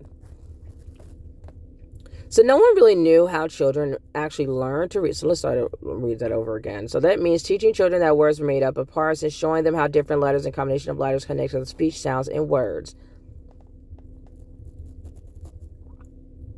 Let me read that again. I feel like I didn't read that right. They say that means teaching children that words are made up of parts and showing them how different letters and combination of letters connect to the speech sounds in words. No one really knew how children actually learn to read or how they should be taught. It was more debates among people who had philosophies, most said. By the 1980s, the debate was so intense that people began referring to it as the reading war. It was phonics versus what had come to be known as whole language. Whole language was a movement of people who believed that children and teachers needed to be freed from the tedium of phonics instruction. Phonics lessons were seen as rote, old-fashioned, and kind of conservative. The essential ideal in whole language was that children construct their own knowledge and meaning from experience. So I feel like they were trying to make it like a more artsy thing when it's like, no, it just needs to be more logistical. It's about being functional here in society and knowing how to read properly. So teaching them phonics wasn't necessary because learning to read was a natural process that would occur if they were immersed in a print-rich environment. So I feel like they knew better, honestly, but I feel like it was like a gag. Like, we're just feeling like if we have money to buy books. So kids who are having access to that money, which is typically going to be white kids, they're going to be able to read, and then the other kids can't read. And this explains a lot, like why we would always see those like articles or whatever, like talking about the test scores and how the black and the brown children don't really know how to read. And it's like, I guess because we weren't around print-rich textbooks, or were we just like the only ones not really learning phonics on purpose? So whole language proponents thought phonics lessons might actually be bad for kids, might inhibit children from developing a love of reading by making them focus on tedious skills like breaking words into parts. By the early 1990s, the idea that kids didn't need phonics had taken hold in many schools and teacher preparation programs, and was even a guiding principle behind reading instruction across the entire state of California. But the phonics folks kept pushing back. The battle between whole language and phonics got so heated that the U.S. Congress eventually got involved 100 goddamn years later, convening a national reading panel to review all the research on reading. In 2000, the panel released a report that some of the research showed that explicitly teaching children the relationship between sounds and letters improved reading achievement. Why wasn't Congress already involved? Remember at the beginning, I was talking about how people blame the parents. We live under a system of laws. Everybody has a boss. If the society is struggling, it's a reflection of what raggedy-ass government we have. People would rather let people in the government sit there and make like over $250,000 a year doing a bunch of nothing than to actually hold them accountable. And you think because parents aren't rich, maybe we might be poor or whatever, that we're an easier target. And that's why I'm telling parents, you have my permission not to listen to people about how to raise your kids. Like, you're a random ass stranger. You're not going to tell me how to raise my child. You're just not. You think you have more power than you do. You don't have any. If you want some power over someone's children, you need to have your own. Okay? So, U.S. Congress decided they finally want to sit up and do their damn job. And around 2000, the panel released a report after Congress convened and created the National Reading Panel. They're always trying to study something. I cannot. You should literally know what's going on with your whole society, your whole country, and the raggedy reading results that's been coming out because y'all write enough articles. So anyways, some of the research showed that explicitly teaching children the relationship between sounds and letters improved reading achievement. The panel concluded that phonics lessons help kids become better readers. There is no evidence to say the same about whole language. And imagine if Congress had been involved from the beginning, like stop being racist, stop being weird, try to have a good country, a nice, great country, strong country that's competitive and really powerful, not on this flimsy, idealistic way that's like a fairy tale, but like a really powerful country. If you want that, Congress should have been involved and already mandated that every school teach kids how to read using the method of phonics. It's that simple. That should have been a mandate from the beginning. Like time they, I guess, freed the slaves. That should have been like the next thing. But no, we're so busy trying to oppress a whole group of people, and then we wonder why the country's raggedy. You cannot oppress a whole group or spend your time trying to subtly oppress an entire group of people and then wonder why your country's a shit show. We're all human. Just be humane. Try that. I personally feel that we are stronger as a country when people do get over themselves and put America first. Put wanting America to succeed. And if you really want America to succeed, you invest resources and knowledge into your children because they are the future. That will never get old. Ever. Unless you create robots to replace us, kids will always be the future. That's never going out of style. Kids will always be a flex. Always and ever, forever and ever and ever. If you don't think children are a flex, that's your problem. You need to go to therapy. Because children really don't owe you anything. They deserve to be here just like everybody else. And I will go over on some of the complaints people have said in the child-free community. It's disgustingly asinine. Like, are you serious right now? They complain like about a baby looking at them. Maybe because babies learn through watching the world around them. You're taking it personally. The baby is 6 months old. Do you think the baby has an attitude? Like, what are we talking about right now? You're weird. You need help.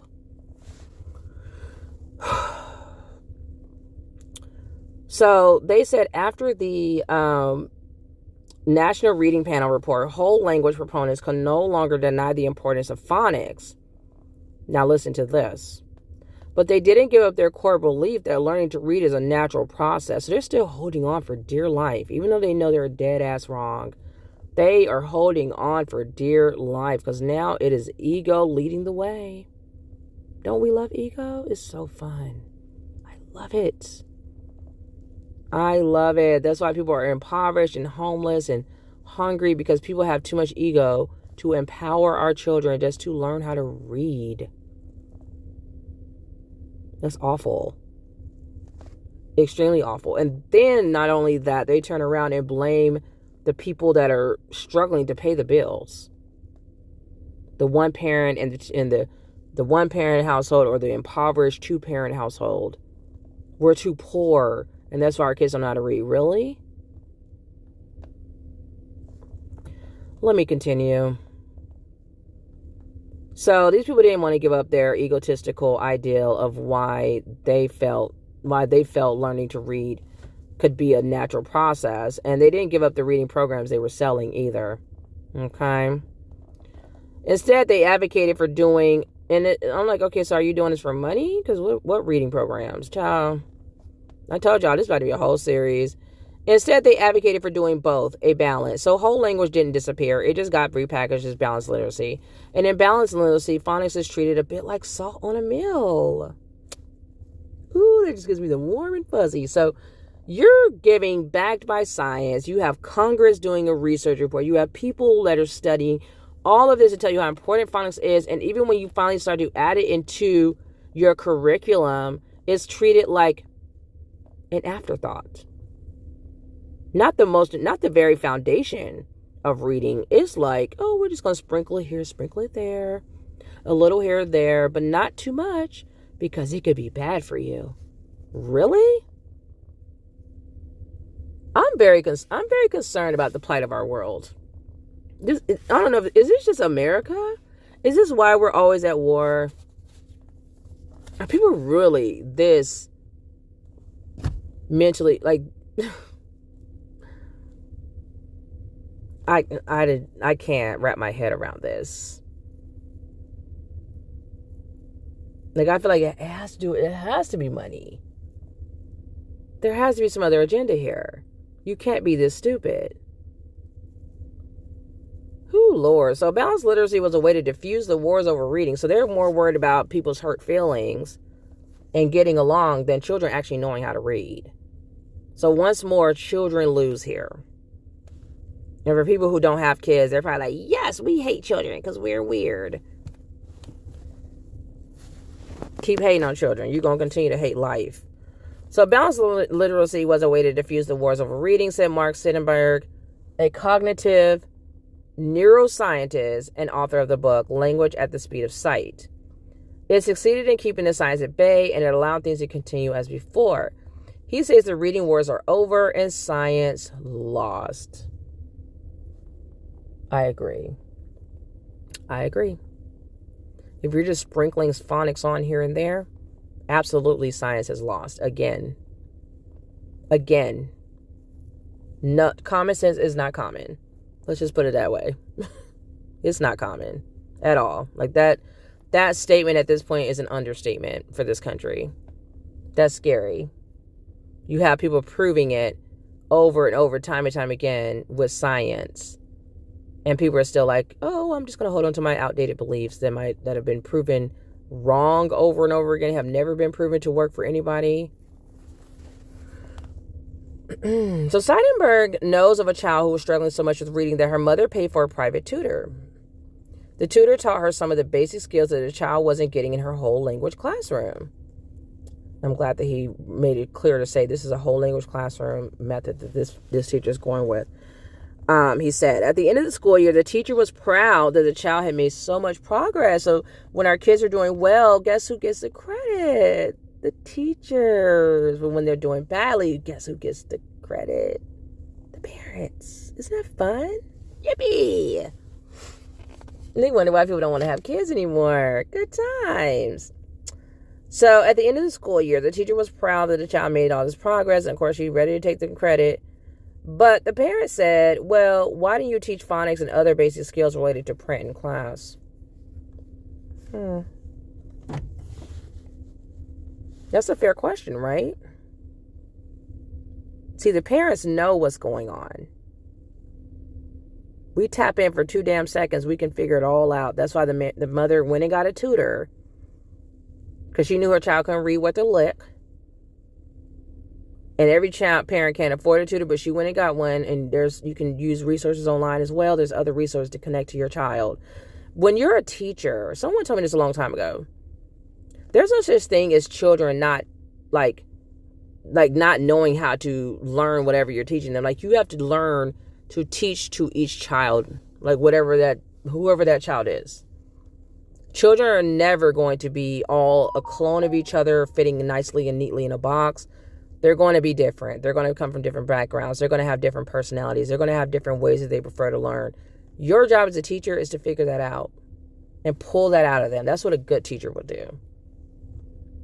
Like, you don't have to do it, but that's what a good teacher does. And I think that, honestly, we should be able to evaluate teachers at the end of the school year. I feel like parents, and I know they have some stuff online, but I feel like they should take us more seriously, and that parents should be able to write reviews of the teachers that taught their kid, and they should be used for their performance review.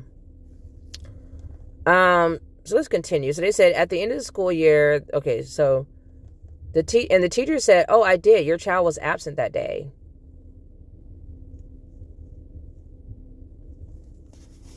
So she told the parent that she did teach her child the basic skills of phonics for one day. So in her mind, she did her job, right? Apparently, so my child's absent. What did you do to make up for the fact that my child was absent?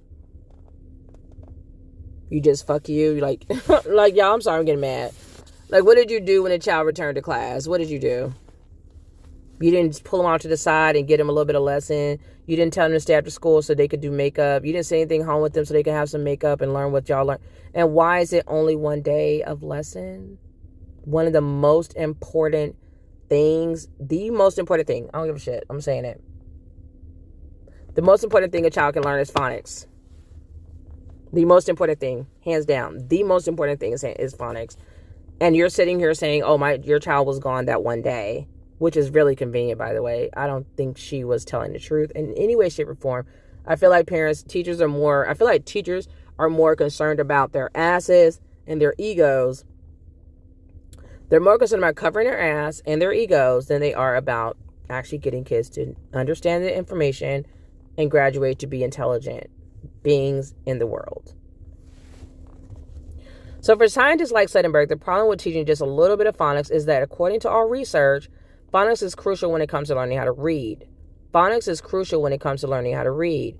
Phonics is crucial when it comes to learning how to read. Surrounding kids with good books is a great idea, but it's not the same as teaching children how to read. Period. I could surround them with a billion books. Like, if you can't read them, what does that have to do with anything?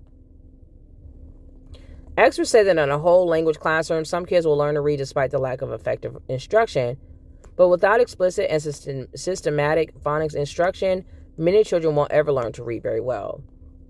This part angered me, if the whole thing didn't already. When we know better, we do better. By the end of 2015, Silva and other district leaders in Bethlehem had figured out that balanced literacy didn't line up with the science. Now they had to figure out what to do about it. They decided the first step would be a series of training sessions over the course of a school year for all the principals at the district's 16 elementary schools. The district leaders reasoned that the principals needed to be convinced of the science if they were going to convince their teachers to change the way they taught reading. Or you could just demand that this is the new curriculum. Next, if there was one principal who was sure to resist, it was Kathy Bast, the principal of Calypso Elementary School. She was known as the district's #1 balanced literacy champion.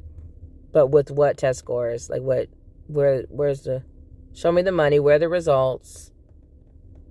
Are the scores off the charts, Kathy Bass? Because why are you running things more than the parents and the Congress and the other people that are saying this is what needs to be taught in classrooms? in elementary school especially. So they said decoding was never part of anything I ever did, Bass said, which is why your children can't read. She happened to be out on medical leave when the training began, but her colleagues warned her she wouldn't like it. They said to me, Kathy, we know you. You're not going to take well to this training. Education as a practice has placed a much higher value on observation and hands-on experience than on scientific evidence, but Bass had a secret. Before becoming a principal, she'd been a reading specialist. It was her job to help struggling readers. In her training to becoming a reading specialist, she learned a lot about how to identify children with reading problems. But she learned nothing about how to help those children learn to read. I didn't know what to do except just give them more books, she said, and it wasn't working. With time on her hands while she was on medical leave, Bass began poking around online and discovered the vast scientific literature on reading. So once more people are online figuring this out. It wasn't being published in a lot of journals and newsletters she got as a school principal, but as her boss, Silva, had discovered, all it takes is a Google search to find it. Why isn't it being typed everywhere? Like, I never had heard of phonics, really, ever. I taught my kids, I don't think I knew it was phonics yet until, like, much older. So why is there this big hidden secret? Are we trying to keep people from learning how to read? What's the big secret? So when Bass returned to work for medical leave and joined her fellow principals in the training on reading science, she was ready to hear what the trainer had to say, and it kind of blew her mind. Wow, she thought, okay, let's go get at this. That's the spirit. The training used a curriculum written by Moats called Language Essentials for Teachers of Reading and Spelling, or this really cute acronym, LETRS, LETRS. The principals went through the training in the 2015-16 school year, which I'm telling you right now, that's basically all of Gen Z has missed out on learning how to read at this point. The kindergarten teachers went through it the next year, and then first and second grade teachers did it too. For many teachers, the science of reading training was overwhelming at first. I remember sitting there and my head was throbbing because it was like, how can I take all this in? Said Adrienne Ibarra, a reading specialist, another reading specialist who don't know how to teach kids how to read, at Bethlehem Lincoln's elementary school. She hadn't learned much about phonics when she was in college, she's a reading specialist, y'all, and hasn't learned much about phonics. But parents are supposed to be teaching her. We're supposed to be running home and knowing how to do stuff that people who went to training for it and getting paid for it don't know how to do. Let's continue. So she hadn't learned much about phonics when she was in college studying to be a teacher. Neither had Michelle Bosak, an English as a second language teacher at Lincoln. Oh, it was very broad classes, vague classes, and like a children's literature class, Bosak said, but not actually teaching phonics. Candy Maldonado, a first grade teacher at Lincoln, described the district's old approach to reading instruction this way. We did like a letter a week. So if the letter was A, we read books about A. We ate things with A. We found things with A, she said. All we did was learn A, said ah. And then there's apples, and we tasted apples. What does the taste of apples have to do with the letter A? Can y'all tell me?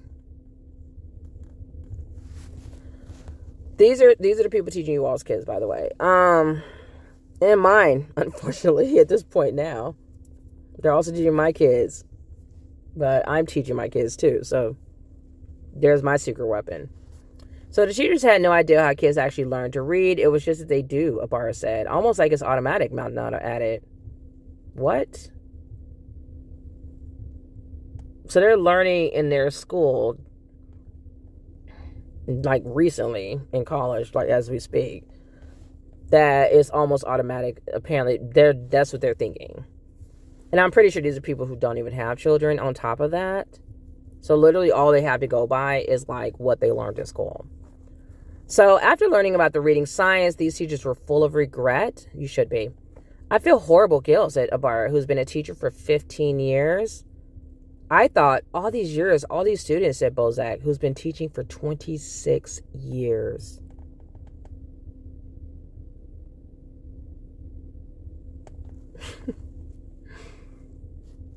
That's a whole generation, y'all. And you want to know why Gen Zs can't read? Do you? You really want to know why Gen Z can't read? You know what's so funny is teachers that are sitting here beat bopping and rapping, making little raps on TikTok, they need to be giving lessons of how to teach children how to read, because 9 times out of 10, they don't know how to teach kids how to read either. And instead of them focusing on what really is going on here and taking any kind of accountability, they don't want to own up to the fact that they don't know what the hell they're doing, that it's their fault, that they're failing our children. They blame the parents because it's so much easier. It's always easy to just blame the parents, isn't it? I should call this Blame the Parents series. Like all the things people blame us for that we shouldn't be doing to begin with, that we don't do half the time. We're not the reason these things are happening to our kids. I'm thinking about it. So it gets better, mom and dad, all the parents out there, grandparents, people who actually like children. Listen up to this. So to help assuage their guilt, because they were feeling some guilt from not teaching kids how to read for 20 some years, the Bethlehem School District has adopted a motto: when we know better, we do better. And soon they were doing much better. The end. No, that's not the end.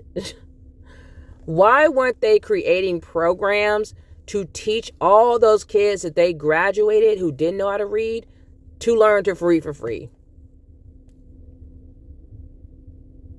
That district specifically, like whoever's doing this Bethlehem, all over America, like I know they have adult literacy, whatever. Yeah, it needs to be free, and you need to take ownership and let people know, including the parents, that you failed their children. That's why your child's probably in prison or leading a life of crime or on a stripper pole, who knows? But this is why, because your child didn't know how to read. So your child didn't like to learn. So your child just did what they need to do to make money. You might be getting sued. Like, you really might be getting sued. Because we really should not have had to hire a tutor and take our kids out of homeschool. My ex-husband and I should not have had to take our kids out of school because they weren't learning anything and they were like getting into trouble. And then taking on the very expensive task of homeschooling them, because they don't give parents any subsidies, any money, nothing. For tutors, online classrooms, nothing. They give us nothing. So on top of it, still paying taxes to schools our kids don't go to because the schools are crap. We had to come out of pocket and pay for, like, it was probably the price of private school tuition.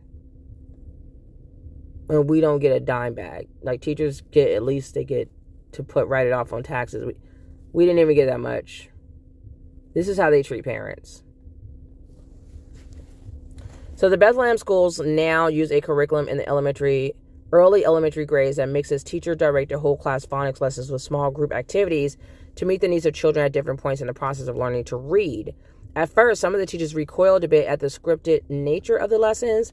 The curriculum is explicit and systematic, with every teacher on the same page each day. If the curriculum says today is the day for kindergartners to learn words that begin with the sounds of W and G, you can walk into any kindergarten classroom in the district and see the teacher doing that lesson. So finally, they're starting to get on board with each other, become more of a universal standard across the board, with a great result of putting phonics at the forefront and being extremely cohesive, so that each child is literally down to the day, whatever the day is, like, this is what they should be learning, that's what they're learning. If you walk into a classroom, that is literally what they're learning that day. I love it. Lynn Venable, a kindergarten teacher at Calypso who has been teaching elementary school for 21 years, says she used to think reading would just kind of fall together. I think that's like the growing consensus here of all these people. Apparently they're all thinking you're just going to figure it out. So if they can just say it's going to fall together, I guess parents should have been saying the same thing and not holding any like guilt that we weren't doing enough of someone else's job to teach our kids how to read. So she said they thought the kids were it was going to fall together for kids if they were exposed to enough print. Now, because of the science of reading training, she knows better. She said her current class of kindergartners have progressed more quickly in reading than any class she'd ever had. My kids are successful and happy, and they believe in themselves. Children love knowledge. Knowledge is power. Children feel empowered when they have knowledge. That could be anyone. Like, who wants to walk around and literally really be stupid? So a lot of people pretend that they're not, but they are. And they do the most to like hide the fact that they are, instead of going and getting more training and education. And the rest of us suffer because of it. So she said, I don't have a single child in my room that has that look on their face like, I can't do this. I'm so proud of those babies, by the way. As a mother, I'm very proud of them. Very, very happy. They are feeling empowered and they're about to take on the world, and they are going to be our best generation yet. If they can get these children all phonics in the classrooms, and look at what Bethlehem did and just copy paste it into every county all over across the nation, we'd be good. We would stop seeing mass shootings, I think. We would stop seeing children dying of fentanyl ODs. We would stop seeing bad rap, mush-mouth rap, because people can't read enough to write good rap lyrics. Our country would be saved from the degenerate nature that it is right now. It's a nightmare right now. So we haven't even gotten into the music yet. Okay. We're just tip of the iceberg, y'all, because it started with the music that I saw on TikTok. There's a woman that came out and she was crying, a ballerina, ballet teacher that was talking about something about the children wanting to have this bad music played. And I went down my rabbit hole that I love to go down. I love research. So I went down my little rabbit hole to figure out, like, who's really teaching kids this music, because I don't know these songs either. I don't know, parents could be doing it, not doing it, but I know there's a lot of teachers also doing it. These are people who have kids, don't have kids, I don't know. And my children know things that I don't even teach them. I don't even want them to know. We are not allowed to play BET in my home. My children have no game systems. They are not allowed to play music, mainstream media music, like mainstream music. They don't play it in my house. I actually have a video of me asking my child yesterday, did he know what Ski was and Pound Town, I think? He looked completely confused. Because I was like, is the school teaching my children this mess? I would lose it. But I can't tell you how many times my kids have come home and told me things I didn't know where they got it from. Because I know I didn't teach it. I was shocked. And there's things I've learned. And I'm like, how do you know that? You're 5 years old. Like, why do you know this?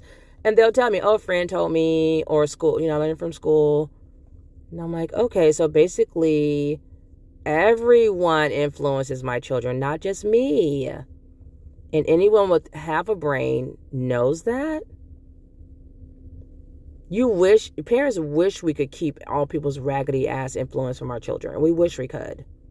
I wish to God I could keep my kids from the influence of the raggedy culture of America. It's not just black culture, it's American culture. That's dusty as hell. Dusty as hell. You hear it all throughout this article. Just the dust. Everybody confused how to read a book. Like, come on now. It shouldn't have taken this long.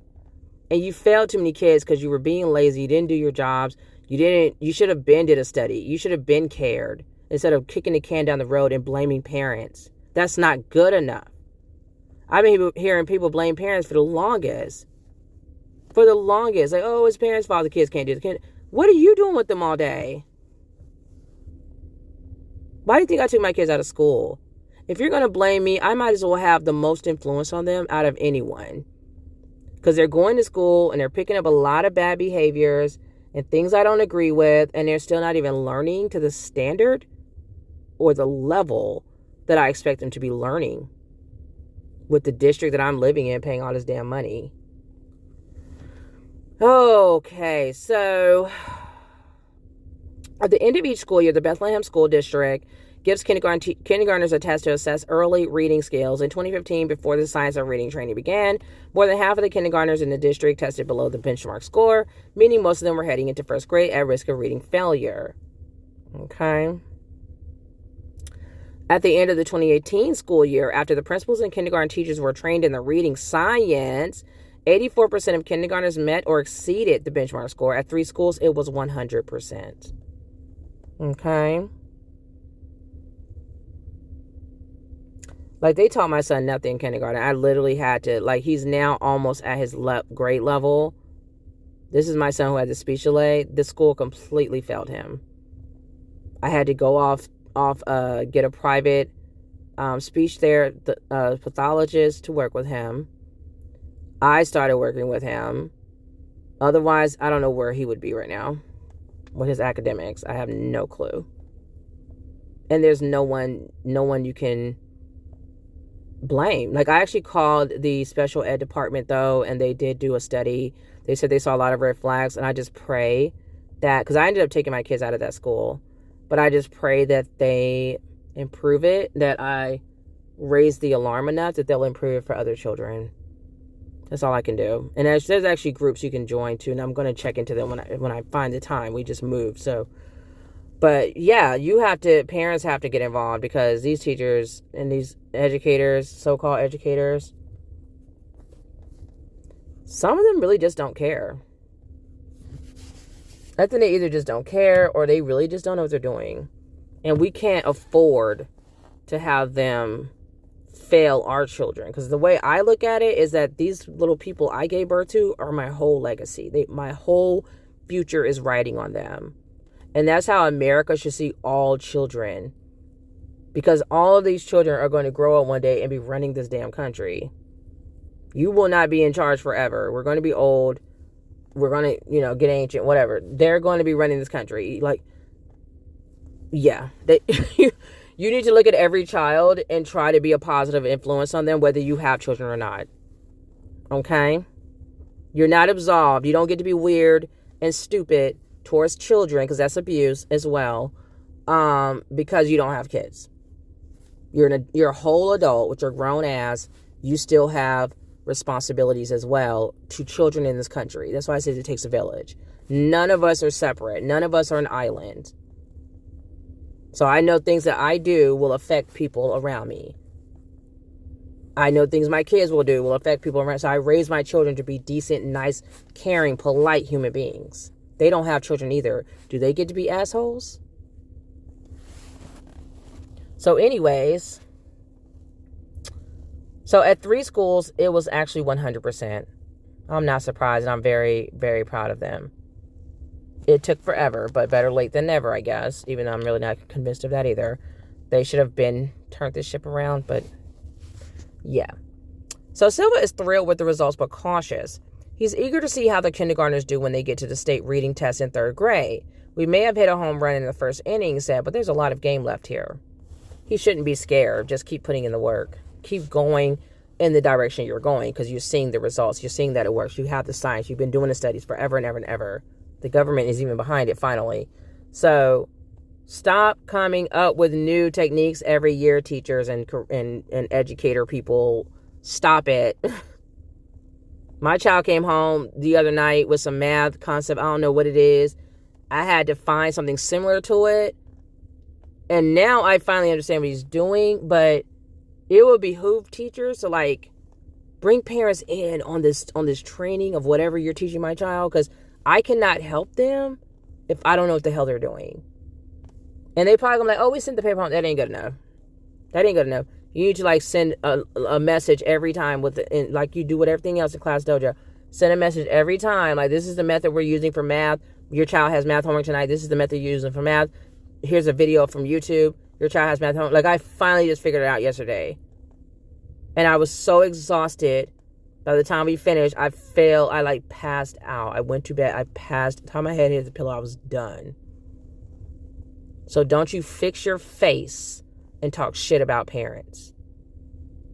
Because there's a lot of us out here that care, and we're doing the best we can, and we're tired of holding the bag for every other random ass, irresponsible adult,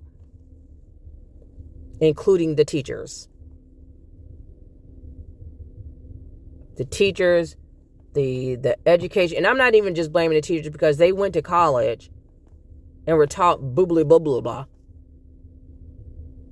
And a lot of these people don't have kids either, so they didn't get to do like I did 20 years ago and have a crash course of how to teach my child how to read. Otherwise, I'd probably be up Schitt's Creek too.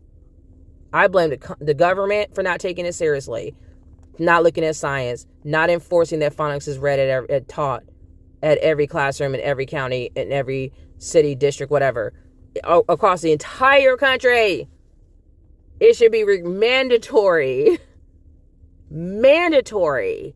Not like, oh, I'm in my feelings. I don't know if you don't do it, you're gone. That's what we do in the army. Like, you don't have, and like, this is too serious. You are a government employee. You're serving the public. You're a teacher. You're a principal. If you have any capacity of, we're paying you to be over children, like, you need to be held to this standard.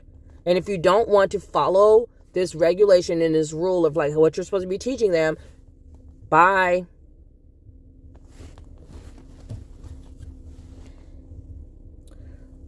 So, and here he comes with his excuses that I'm not buying.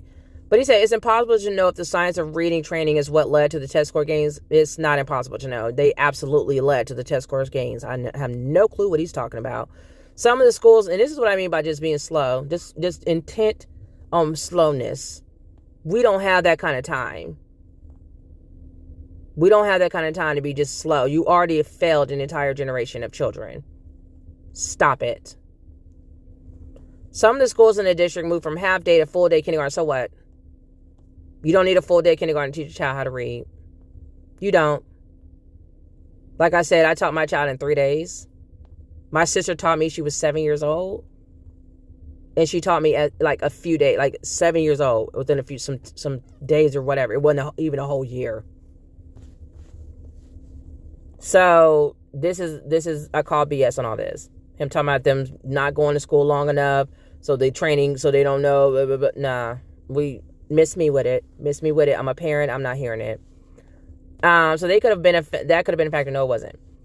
So they said, but Bass, the principal at Calypso, thinks if her teachers had continued with the old approach to reading instruction, she'd still have a lot of struggling readers. You would. Absolutely. 100% you would. And we're actually teaching, she said. Listen to this part. Bass said, we're actually teaching. We're doing our jobs. Do you hear that, people? For all the child free in the back seats. For all the people who want to think, I can sit on my high horse and I'm better than everybody because I chose to be barren and I have kids. Those are the child-free people I don't like. The ones who think they doing something special because they didn't have no children. Like, make this make sense. Literally contributing like nothing to the human race population. And their excuse for that is, oh, we're overpopulated. We ain't overpopulating nothing. And I can prove that as well. One, we all die. So how are we going to overpopulate something? This big ass, just look at our country. You just got land for days, ain't doing that, just sitting there. Anyone can farm and make food. Like, what resources are we using up? Fill me in while you're on your 5th trip this year, flying around the world, tearing up the earth with your pollution and your consumption. Tell me again, please, pray tell. I need to hear how much you care about the environment and the resources. Fake asses. So the teacher prep problem. You can find schools and school districts across the United States that are trying to change reading instruction the way Bethlehem has. But according to most, ill-informed, ineffective reading instruction is the norm. The gap between science-based ideas and practices and those most often used in our classrooms remains very wide and persistent, she wrote in a recent article. A big part of the problem is at the university level in schools of education, according to the authors of a 2016 journal in the Journal of Childhood and Developmental Disorders, faculty have ignored the scientific knowledge that informs the reading acquisition, the authors wrote.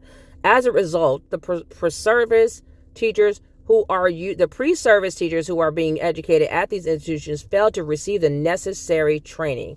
Let's read this again. So this is talking about university level. That's why I said don't just blame the teachers. In schools of education, according to the authors of a 2016 article in the Journal of Childhood and Developmental Disorders, the faculty have ignored at university level The scientific knowledge that informs reading acquisition, these authors wrote. As a result, the pre-service teachers who are being educated at these institutions fail to receive the necessary training. That's why my son's teacher just sat there and told us they don't teach phonics anymore. They would not be teaching my child phonics at his school. And why I'm not having uproar, I have no clue. I just was astounded. I didn't know as a mother, like, how serious phonics was, and that's why kids aren't reading, because I work with my kids. So I really was just like, oh, I was shocked as all hell that they're taking that away in reading. I mean, might as well be taking away reading, but they were taking that away in writing, handwriting. And honestly, parents should be having an uproar. Like, what the fuck? Like, now that I know what I know, I probably will be calling the school and talking to them about it. Like, what is going on? Why aren't you guys teaching phonics anymore? Where did it go? Why is it gone? I'm also in the PTA, so I might be bringing it up there as well. So in 2016, the National Council of Teacher Quality, a Washington, D.C.-based think tank, reviewed the syllabi of teacher preparation programs across the country and found that only 39% of them appeared to be teaching the components of effective reading instruction. Seidenberg says the scientific research has had relatively little impact on what happens in classrooms because the science isn't very highly valued in schools of education. So they're saying there's really no impact because they don't really value the science. So, like, what's the point of even doing the science? Because they don't value it. Okay? They're like, oh, we hear you. We hear your science, but we're going to keep botching things up anyway. Doing things the way we want to. Is essentially what they're saying. So prospective teachers... Okay, so they're saying it has little impact on what happens in classrooms because the science isn't very highly valued in schools of education. Prospective teachers aren't exposed to it, or they're led to believe that it's only one of several perspectives, he said, which is absolutely not. Just unacceptable as well. In a class on reading, prospective teachers will be exposed to a menu in which they have 10 or 12 different approaches to reading, and they're encouraged to pick the one that will fit their personal teaching style best. So they're getting an option with phonics, whether to use it or not, even though they have proven time and time again that it is detrimental to children knowing how to read for the most part, like for the majority of children. So education as a practice has placed a much higher value on observation within hands-on experience than on scientific evidence. That's a nightmare. Seidenberg said, we have to change the culture of education from one based on beliefs to one based on facts. Yeah, that would be a no-brainer. I would think that would be like the obvious. We're just going off of our beliefs. Fuck your beliefs. Like, I don't care about your beliefs. You don't get to teach my kids just mumbo jumbo because that's what you believed in today. Like, that's ridiculous. That's disgusting. There absolutely needs to be a curriculum and a standard that every teacher has to follow who's in that group, especially kindergarten, at minimum. So Carrie Butler has been trying to do just that for nearly 2 decades in Mississippi. It says, your science or my science. Butler works for the Barksdale Reading Institute, another person working in a reading institution, like just all up in reading. Oh, let's see her experience. So in an organization founded with a $100 million gift from the former CEO of Netscape to help Mississippi children improve their reading skills. Well, at least somebody cares about investing in the children. Back in the early 2000s, after the panel convened by Congress released its report, Butler and her colleagues wanted to know, were teacher preparation programs in Mississippi instructing teachers to teach reading in ways backed up by the science? Absolutely not. So they did a study of the teacher preparation programs at the state's 8 publicly funded universities. The institute reviewed syllabi and textbooks, surveyed these students in the classes, observed some of the classes, and interviewed the deans and faculty. The study found that teacher candidates in Mississippi were getting an average of 20 minutes of instruction in phonics over their entire 2-year teacher preparation program.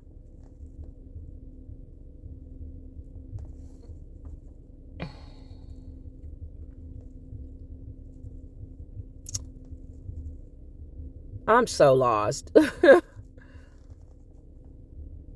20 minutes, seriously? Not even a class of it, just one course? And why do they keep calling it a teacher preparation program? I thought they went to college. I'm confused. Like, I feel like it's almost like you can get a certificate. Like, I'm just confused. Anyways, so Kelly Butler was alarmed, as she should be. She and her colleagues went to state education officials and pleaded with them to take action. In 2003, in a rather extraordinary move, the State Department of Education mandated that every teacher preparation program in Mississippi require 2 courses in early literacy to cover what was in the National Reading Panel Report. So this is interesting. And why are they just focusing on Mississippi? They know damn good and well it's like this all over the country. We just continue to play these games, like just divided states of America is more like it. So it was extraordinary because even though states have the authority to regulate teacher preparation programs, only a handful of states have specific requirements about what prospective teachers learn about reading. So this is why our kids don't know how to read. Why don't you have specific requirements? It's reading. Like, you're pushing it on parents about how important it is for our kids to read, and you're not even taking it seriously. At the college level, teaching the teachers who go out to teach our children. Make it make sense. So colleges and universities generally don't like state officials telling them what to do. Don't nobody care. Don't nobody care. You're not above it. Is that why it's easy to blame parents? Because they think I don't work for you. I had the child, so I'm the last person you're going to be talking to. I'm the last person you're going to talk to because you know better. You're not talking to me, and I don't owe you anything, and I don't have to listen to you, and why are you talking to me? Get out of my face. This is not even my job. Like, if we really want to keep it a buck, this is not parents' job to teach our kids. That's what we're sending them to school for. The parents like me who are doing it, we're going over and beyond. Whether you want to give us credit or not, I don't care. Your feelings don't matter to me. We're going over and beyond and teaching our kids stuff that even teachers don't know how to do, that the whole staff of schools, super board intend. Like, what the fuck is happening here?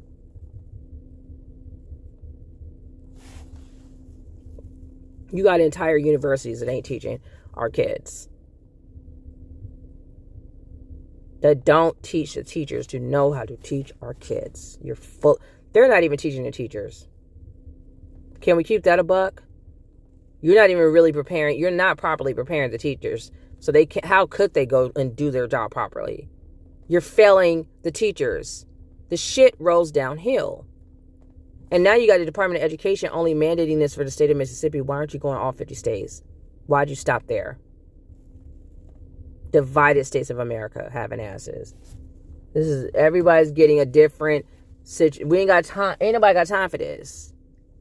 Like, this should be something that is at a federal level. Everyone needs to know how to read. Jesus Christ. Who these people are? Oh, Lord Jesus, help me, Lord. And I already knew starting the school year that I would be teaching my kids, like, everything. Like, my son, he didn't know how to do that math that his teacher taught him. I didn't even know what the hell the method was. I had to get on YouTube, figure it out, and teach my child. Otherwise, he wouldn't know. Because he went to school that day, and then he came home the next couple of days later.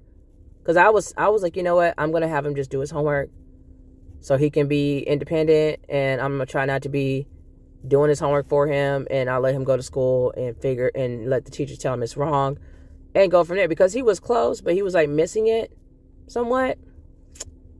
Yeah. Okay. He came back to home, like maybe 2 days later. He came home, went to pick him up. He was like, Mama, yeah, I have homework. I'm like, okay. I'll look at it when we get in the house. We get in the house, I check it, I'm looking at it, and I'm like, okay, it's like more math, which is great. She gets a lot of math homework, which is really interesting. She don't get like no reading homework or science or anything else. So I'm like, okay, and he still doesn't know how to do it. He's just looking completely confused. But once I show him, I say, okay, use your tens method. So, the hundreds, the tens, the ones, he does that. But he did it a different way from what she taught, because he didn't really know how to use her way. So then I had to go back on YouTube, figure out how to do it again, a second anymore. And this is a method that my ex-husband doesn't know how to do. And he is like this high-ranking person in telecommunications, officer. You got my college son, because I'm like, maybe I'm too old And this is something new they're teaching younger generations. So I asked my son, 17-year-old, who's in college. He didn't know what it was. So then it's me sitting here, okay, got to figure something out because there ain't nobody else but mom. I'm here, so I gotta help my son. I have to get my child through this. Like, at the end of the day, it does fall on the parents. If we don't do it, ain't nobody else gonna do it. But we don't get the credit either. We only get someone talking to us when shit is negative. I'm not gonna say what I want to say. I'm gonna be good. But this is why I do not like the child-free community, because they're the main ones. Because other parents are not doing this. Not as, because they get it. They get it. So it's not going to be other parents. It's going to be people who don't get it because they don't have kids. And it's not all of them, but it's some of them who just cannot wait to harp and attack a parent. All the parents, like, you know us like that. You don't know all of us. And that's why I created my channel, to let people know, yes, I'm a Black single mother, and I'm not what you think you know. You don't know me.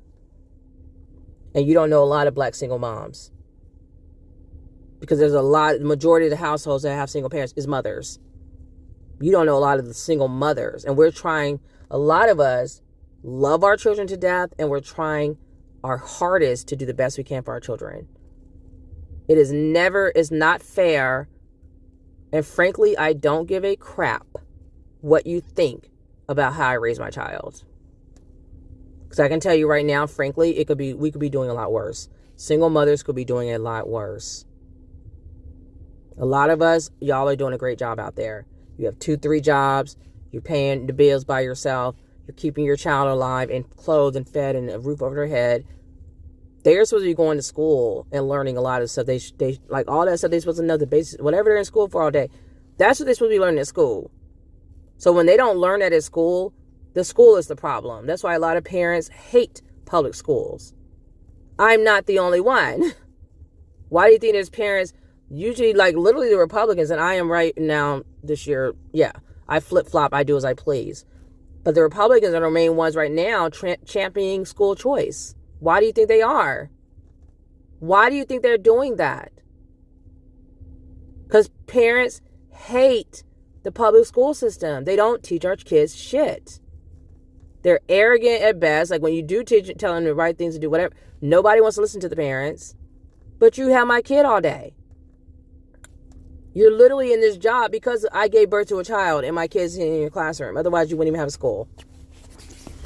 You wouldn't be getting paid from my tax dollars because I moved into the county so my child can be, educated at a certain level. But it doesn't even matter. You shouldn't have to move to a special county to get your child to learn how to read. That's ridiculous. That's literally like the bare effing minimum.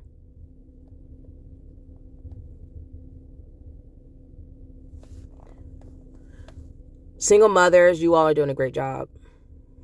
I see you. I know you're out there. I know you love the heck out of your kids. I know you're doing the best you can, and you're doing an excellent job. I don't know where our kid, like this mother, the one mom, I don't know if she's a single mom, but the mom in this story, she probably was, who had to go get a tutor for her daughter, and now her daughter can read.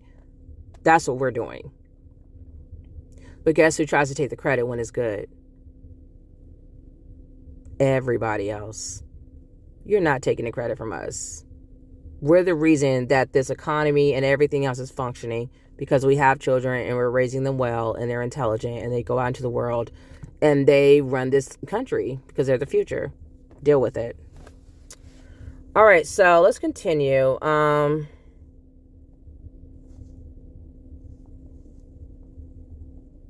So we ended with them saying colleges and universities don't generally like state officials telling them what to do. Like, I really don't care. Like, you shouldn't have freedom. You shouldn't have that freedom. And as I said, it says professors pretty much have academic freedom to construct learning in the way they think best, Butler said. Until it's CRT. Until it's a black teacher trying to teach the kids the truth about racism in America. Now where does that freedom go? Fake news. They're lying. You just letting people do what they want to do if they're the right color, I guess. Because if teachers try to teach about racism, which we know is here, we sit there lying to kids about that. That's another reason why I took my kids out, because that history is a whole lie. You're not lying to my kid all day. Like, I'm sitting at home telling them the truth, and they got to go to school and listen to their teacher lie to them. Make this make sense. And then my child is probably going to get in trouble because he's going to correct the teacher because my kids are smart. And they're going to be like, no, Mrs. Blah, blah, mommy told me, da-da-da. And I wish I would get a call to my child's in the office because they're smart for something I taught them. I wish I would. That never happened. I was never had that call, but I really went through a reckoning where I just felt like I don't feel comfortable teaching my child the truth and then sending them to a predominantly white school where they're being called the N-word at different times too. And the other kids I don't think ever got in trouble for it, not being held accountable. And then you have the CRT theory going on. People like parents coming up out the white parents coming out the woodworks, not wanting Billy and whoever to feel bad. Well, I feel bad when you talk about what we went through. My ancestors went through. Who cares what your feelings are when I have to sit there and this is my family they're talking about. You just feel bad because you did those things to us. Are you kidding me right now?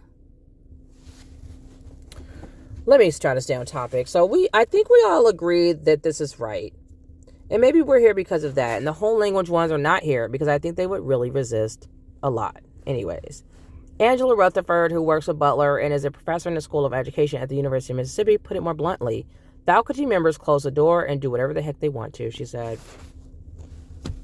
Thank you for putting it bluntly because I know this was happening. I already know that's the case. We can see the results and they're poor. Rutherford wasn't sure the state mandate would make a big difference because many of her colleagues in teacher preparation didn't know the science themselves or didn't believe in it. Again, with the beliefs that no one cares about. She said many of them have long believed in whole language. I had a colleague challenge me back in the fall, she said. And her question was, what do you believe? I said, I believe what I see in research. Thank you. Who cares what you believe? These people got to be kidding me. I don't have to guess what color they are. It's like you get to get a high-paying job off your beliefs. Cool. Must be nice. And I get, like, I think, like, people are going with, like, oh, it's philosophy. But some stuff is just really just basic as foundational. This is what it needs to be. This is what it needs to be. Like, some things you can't be like a theory and we're trying to figure this out. No, just teach them how to read. Butler says the resistance to the science among college faculty and administrators baffles her. It baffles me too. And she says, but it runs deep. Once when she was talking to an education school dean about the reading science, the dean said to her, is this your science or my science?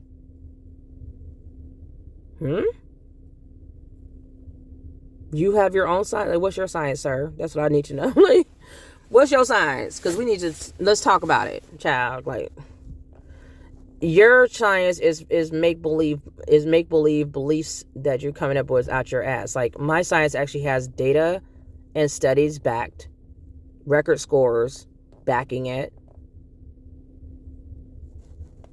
It was not clear how much impact the state mandate to teach reading science was having.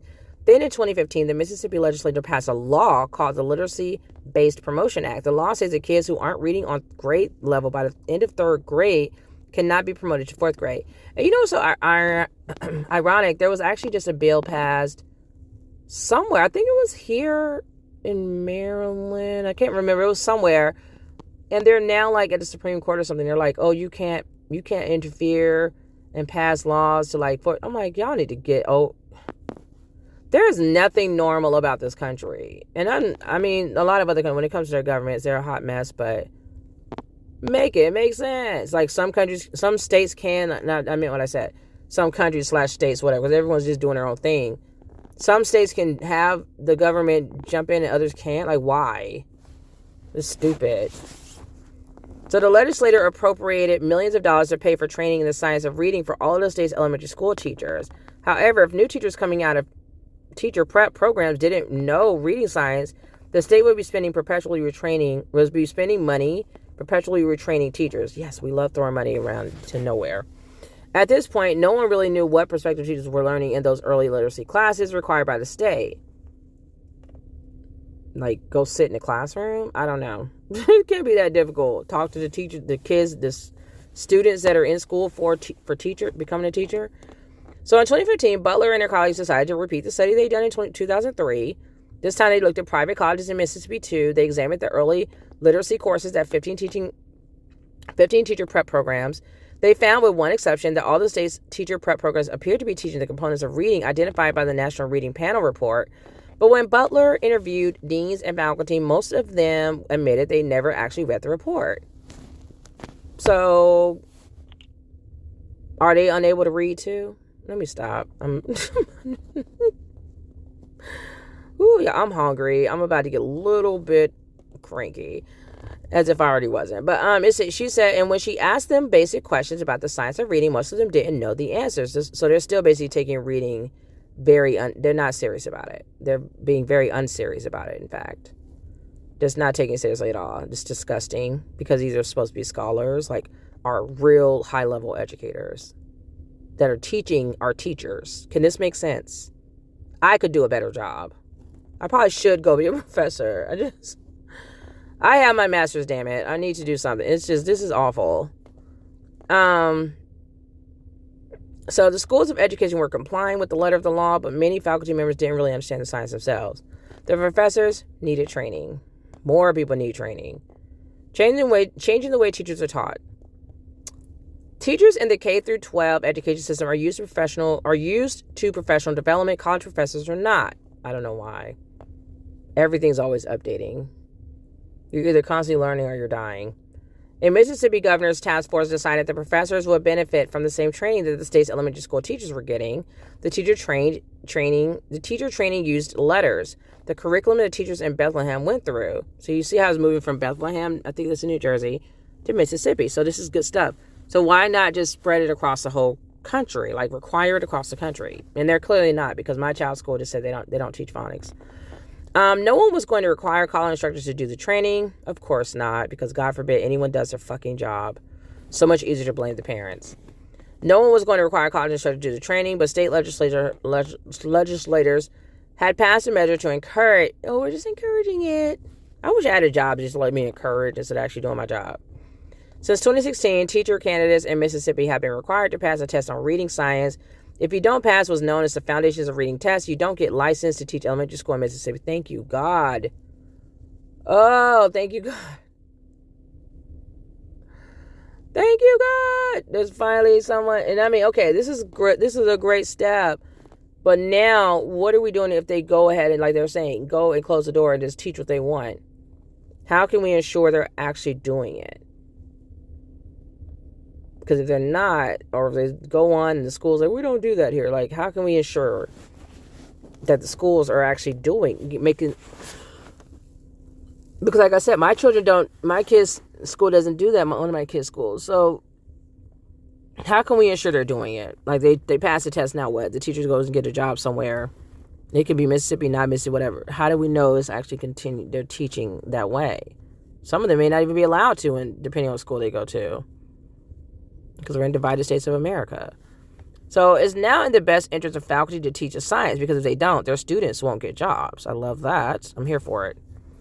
In a session of letters training for faculty in Jackson, Mississippi, in March 2018, the trainer, Antonio Fierro, passed out a quiz. The first question was, true or false, speaking is natural, reading and writing are not.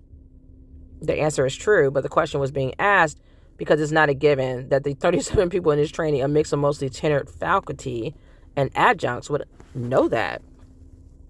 Rashonda Harris Allen, a professor in the teacher preparation program at Tougaloo College, says she wasn't taught reading science in college or as part of her doctorate, and she didn't learn phonics as a kid. We were just taught, here are your sight words. Yikes. Yikes. Not those stupid ass sight words again. You need to memorize them. That is the dumb as hell. When I first read this article, it made me want to go home and burn all the sight word flashcards that I have. Like, I was so angry when I realized, like, this is why they were handing me these stupid sight words 20 years ago. And I was looking at them like they have four heads. I'm like, what is this? Child. Woo! These people crazy. These people crazy. They crazy. So she said that she struggled with reading when she was a child. I bet you did. Trishonda Dixon, a literacy instructor at Tougaloo, says she did get phonics instruction when she was younger, but she never learned how to teach phonics. Child, if you don't tap into what they have someone taught you and do and continue and repeat that, like that's, I mean, I don't even remember how my sister taught me. I was just intelligent. I feel like I have like a really high IQ, y'all. Like I really do. I just went into like what made sense to me. Like how would I learn how to read if that were me? And then I turn around and give that instruction to my child with smaller words. So I think we did have issues with the lack of knowledge initially, Dixon said, referring to herself and her fellow faculty members in letters training. But I think we're making great strides here to correct that. Well, I hope so, because this is pretty dire. You've literally failed like an entire generation. And Gen Z is not, I don't think, it's a pretty big group of people. So this is scary. The Mississippi faculty came together for training several times over the course of a year, and some even received mentoring. I love that. As they were teaching reading science to their college students. Most said she once did some letters workshops for college faculty in Colorado many years ago, and one of her colleagues did abbreviated training for faculty in Maryland. Okay, they made it over here. Okay. But Mississippi is the only place she knows of where college faculty are going through an extended course. Yeah, we need to do, that needs to be across the board, just what it is, just the standard. I promise you that's going to change the whole game of like the low vibrational mess we're dealing with right now. It will go, because when you're that smart, when you know how to read well and you just start reading and retaining knowledge, like it irritates you to be low vibe. Like it's really hard to just be super, it's a struggle. It really is. So I feel blessed to be part of this change, said Barbara Bowen, an instructor at the University of Southern Mississippi who went through the training. I think we all agree that this is right, because it is. Finally, someone's noticing that, but we'll see how many people are noticing all together, all across the board. And maybe we're here because of that, and the whole language ones are not here because I think they will really resist a lot. Did they say that already again? I feel like they just said that.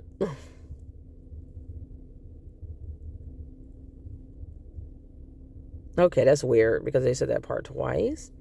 It's like everyone's saying that. Like, no, everyone needs to be there. There is no, you get to be confused and do your own thing. No, we don't care about your beliefs. Ugh.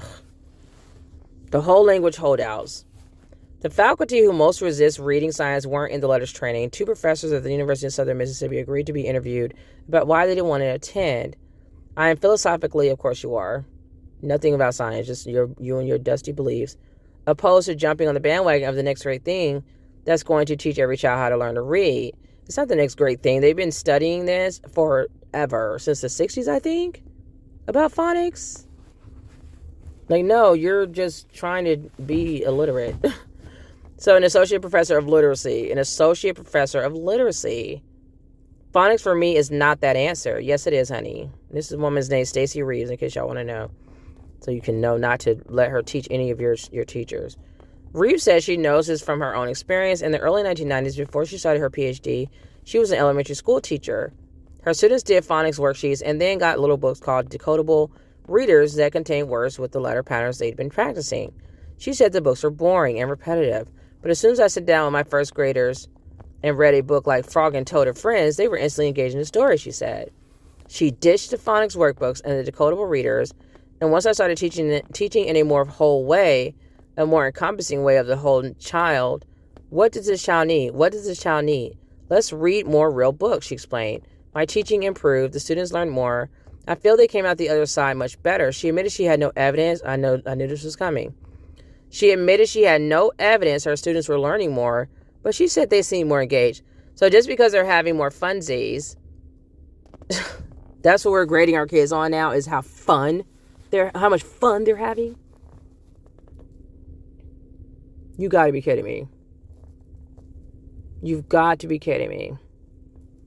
This kind of feels like it's coinciding with gentle parenting.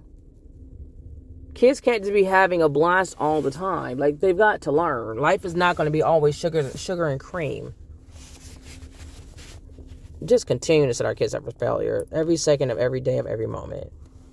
And then people have the nerve to be wanting to judge you. Like, no, you raise your kid how you want to. If you want to mess up your child and botch it up by doing random things to how you're raising them, like, more power to you. Don't include me in your stuff. Because you can't teach kids like, oh, it's just always going to be this gentle, like nothing gentle, literally nothing gentle about America. And if you feel like you're trying to change the way America is, good luck. That's not going to do it. It's going to be learning how to read. Maybe they won't be so frustrated. They'll actually be able to get a job and have money, and then they'll be happy, and yeah, all of that. Knowledge is power, not feel good upbringing. Anywho, so one of the central tenets of home language, she should be fired, honestly. Like, if you're not going to get on board with something that we know works, you need to be fired. Goodbye. So one of the central tenets of home language is that teachers are best able to judge whether their students are learning, not standardized tests. Ciao, bye. Another key idea is that all children learn to read differently and need to be taught in different ways, but research has shown that's not true. Our brains are much more similar than they are different, and all children need to learn basically the same things to change their non-reading brains into reading brains. Cultural, economic, and educational circumstances obviously affect children's progress, Seidenberg wrote in his book, but what they need to learn does not change. One of the most consistent findings in all of education research is that children become better readers when they get explicit and systematic phonics instruction. Thank you, sir. The students who suffer most when schools don't give their students insight into the code are kids with dyslexia. They have an especially hard time understanding the relationship between sounds and letters. That's interesting. That may be why they have dyslexia. Because you're like, oh, just how do you feel about the word? Like, ciao, bye. Give me the right tool so I can succeed, damn it. Mary Ariel, former chair of the Department of Curriculum, Instruction and Special Education at the University of Southern Mississippi, remains opposed to explicit phonics instruction. She thinks it can be helpful to do some phonics with kids as they're reading books, maybe prompt a child to sound something out or to notice a letter pattern in a word, but she believes kids will be distracted from understanding the meaning. You can't be this slow. She's really this slow. This girl's dumb as a box of bricks, and she's a former chair of Department of Curriculum, Instruction, and Special Ed. Hopefully they fired her ass. That's what I'm hoping. Because this is unacceptable. You're failing the kids. She's like, oh, I want them to feel good about it. Like, yeah, we all want them to love learning, but you got to still teach them the methods. You still got to teach them the techniques. Like my son, I give him high fives. I give him apps to do these techniques in a fun way. Now that I know how to do that one math thing he's doing, I'm going to roll with that. You know, like I think that technique is actually pretty cool if you don't want your child to be using a calculator all the time. Because sometimes, you know, like you have to do tests and you have to use, like, you can just, they only just give you pen and pencil or pencil and paper. But anyways, they said, but she believes kids will be distracted from understanding if teachers focus too much on how words are made up of letters. Okay, they're distracted from understanding the meaning of what they're reading if teachers focus too much on how words are made up of letters. One of the ideas behind whole language is that when reading is meaningful, it's easy. No, absolutely not. This ain't no feel-good moment. This ain't it. This ain't it. This ain't it. She said, and when it's broken down into little parts, it makes it harder. Negative. Despite research to the contrary, Ariel and Reeves said they believe learning to read is a natural process. Absolutely not. I believe children learn to read as soon as they start learning to hear. Nope. Nope, nope, nope, nope, nope. I hope these women are both gone away, far away from kids and teachers. And yeah, please, no. Nope. Do not let them be near anybody that's going to be teaching kids or teaching kids themselves. Absolutely not. I believe children learn just because she's sounding real Looney Tunes. Being surrounded by books, being read too often. I feel like being read too often, they're basically teaching a child phonics, but in a roundabout way. And I feel like kids are going to learn through a struggle method because the people that should be teaching them are failing them by teaching them the real, just straight up phonics. So they're just going to have to put two and two together because they're people they're trusting to teach them are failing them. So she's continuing to talk. She's like, it's like learning to talk. Ariel said a lot of children come to school already reading because they have been immersed in print-rich environments from the time they were born, or because their parents taught them phonics. It's not clear how much they have read about reading science, but they said they do not agree with it. So you haven't even read about reading science, child. Ooh, I couldn't be in that area. I'll be showing out. I'm definitely, like, I need to call my kid's school. This is really, like, making me look at things differently. So one of the bones of contention is that the phonics-based approach is a scientific approach, Ariel said. It's their science. So where's your studies and your proof that your stuff works? Ariel left her job and returned to her home state of Georgia at the end of the 2018 academic year, in part because of her frustration with the effort to change reading instruction in Mississippi.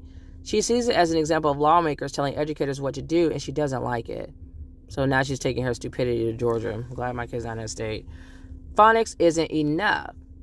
When you talk to whole language proponents, it's clear pretty quickly that the distrust of phonics instruction is motivated by a fear that reading will be reduced to rote and boring phonics drills. One of the reasons whole language flourished in the 1970s and 80s is that it rejected the idea that children should sit quietly in rows listening to a teacher direct a lesson. In whole language, the battle was seen as, are you in favor of literacy or are you in favor of skills, Seidenberg said. What? He said no one is advocating for rote and boring lessons, but the science shows clearly that when reading instruction is organized around a defined progression of concepts about how speech is represented by print, kids become better readers. There's also widespread support in the research for the effectiveness of teacher-directed lessons as opposed to letting children discover key concepts about reading on their own. What's also clear in the research is that phonics isn't enough. Children can learn to decode words without knowing what the words mean. To comprehend what they're reading, kids need a good vocabulary too. That's why reading to kids and surrounding them with quality books is a good idea. The whole language proponents are right about that. But according to the research, kids who can't decode will never be good readers. Some children learn decoding quickly with minimal instruction. Others need a lot more help. But good phonics instruction is beneficial for all kids, even those who learn to decode easily. Research shows they become better spellers. The belief that learning to read is a natural process that occurs when children are surrounded by books is a problem, not just because there's no science to back it up. It's a problem because it assumes the primary responsibility for teaching children to read lies with families, not schools. And that's what I want to talk about. That's what because now you get to blame the parents for, what do we have a school for then? If I'm supposed to be doing all this stuff behind the scenes, this is just weird. If you're not fortunate enough to grow up in a household where there are lots of books and adults who read to you, you may be out of luck. There is no debate at this point among scientists that reading is a skill that needs to be explicitly taught by showing children the ways that sounds and letters correspond. It's so accepted in the scientific world that if you just write another paper about these fundamental facts and submit it to a journal, they won't accept it because it's considered settled science, Mo said. According to all the research, what you should see in every school is a heavy emphasis on explicit phonics instruction in the early grades. There is no evidence this turns kids off to reading or makes reading harder. In fact, it's the opposite. If you do a good job teaching phonics in the early grades, kids get off to a quicker start. Exactly. And they accelerate their progress faster and read more and like it better. And so it becomes a self-reinforcing cycle, Mo said. Whereas the converse is true. When you don't give kids insight into the code and don't arm them with insight into language, both spoken and written, what happens is this is the mystery. I'm not sure I'm getting what these words really say. Therefore, I'm uncomfortable, and therefore I don't really like it. The students who suffer most when schools don't give their students insight into the code are kids with dyslexia. They have an especially hard time understanding the relationship between sounds and letters. If you're a child with dyslexia from an upper income family, someone is probably going to notice that you're struggling and pay for you to get the help you need. But kids from poor families often get left behind, and there's evidence that a disproportionate number of them eventually end up in the criminal justice system. American prisons are full of people who grew up in poor families, and according to a study of the Texas prison population, nearly half of all inmates have dyslexia. They struggled to read as kids and probably never got the help they needed. For Butler, the main problem at this point is ignorance. Too many teachers, schools, administrators, and college professors don't know the science. She's betting that teaching them the science is the answer. Part of my optimism about this is it's not like we're setting out to try to figure out how to teach reading so we can then teach everybody how to do it, she said. We know how to do it. Seidenberg is less optimistic. He makes a comparison to climate change research. One thing that we've learned from climate change and the other issues over which we have polarization in this country is that facts aren't the thing that change people's beliefs, he said. In fact, confronted with the data that contradict deeply held beliefs, instead of bringing people closer together, it can have the paradoxical effects of entrenching them further. Whew, that is a whole word, y'all.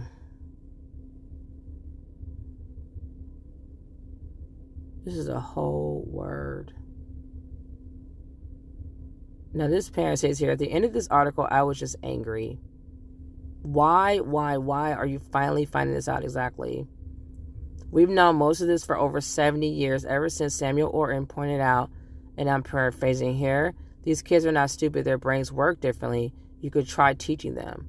Phonics is not. It is not worksheets. Any decent teacher teaches skills in order to get someone to the point where they can use the skills to do interesting and exciting things like reading. We don't hand a kid a hammer and nails and say, go ahead, honey, figure out how to do this, and wait until they smash their fingers and driven nails into their hands to say, oh, gee, I guess I should show you how to do this.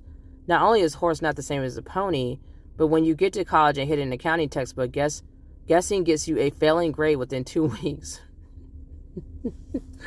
Woo, she ain't never lying, because I had to take accounting. It's rough.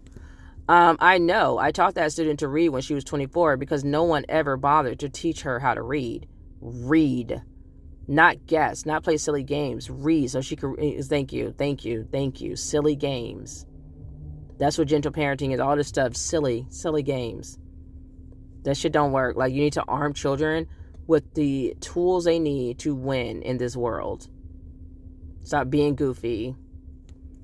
So she could read an accounting book. Textbook. I should never ever have to teach an adult to read. They should have learned when they were in first grade, not kindergarten. First grade. Most kindergartners' brains aren't developed enough to handle reading. Either my children are reading, but whatever. Their fine motor skills aren't developed enough to handle a pencil, especially boys. But that's something else ignorant people don't know or don't care. Rita Shapiro was the best reading teacher I ever met. She could have taught a blind baboon to read. It would have taken her a year instead of 6 months. And she taught phonics. And even though she steamed at the words whole language, she used every single thing she could get her hands on to teach kids to read. I agree. I'm the same way. Like, I don't have anything against... I'm like, whatever methods work, but phonics is definitely going to be at the forefront. That's literally, to me, the only way to start teaching a child how to read. I don't believe in, here's a sight word. Like, that's ridiculous. You go from teaching them how... Why do we teach kids the letters of the alphabet? We tell them what they sound like, and then we give them a sight word. Like, you're taking this big chunk out of the middle that you just decide to just throw out, just ignore. It doesn't make any sense. It's the strangest thing I've ever heard in my life because, like I said, my sister taught me when she was 7 years old. So if a child knows this is common sense at this point. Because she was only using whatever technique she knew. She didn't go to college. She was still in elementary school her damn self. She was in 3rd grade. Actually, probably second grade. No, she was in 3rd grade because we're 3 years apart. Actually, no, she was in 2nd grade because I wasn't even in school yet. It's ridiculous. So she said, including books kids wanted to read, like Goosebumps. That was my ish. I'm telling y'all. That was like my first book that I loved. I loved reading that series. And then as I was getting a little older, I was like, okay, maybe I need to start stepping my game up and reading like bigger novels because I just felt like that's what older people should be doing. And so I've moved on from my Goosebumps. But I actually still love watching the Goosebumps. I watch it with my kids and, you know, they love it on scary movie Sundays, I think is when we would do it. That was a long time ago. My older kids, I just started up again. My younger ones. In case anyone cares, reading Goosebumps comes in their home language. Exactly. So no one's saying, like, don't do whole language. We're just saying you're not going to do that first, and you're not going to just be doing that. It's not going to cut it. Every single thing in this article has been said over and over and over again. I'm a certified Orton Gillingham teacher. I teach adults to read. Okay, so she went from accounting teacher to now she's teaching kids how to read. People how to read. I actually don't blame her. I think when you see something like this, it is so traumatizing. Like I immediately, when I first read this article yesterday, I was like, I think I found another calling. Like, I think I'm going to teach people how to read, like, online. Like, I'm going to just offer courses to teach people just basic concepts of how to teach people how to read.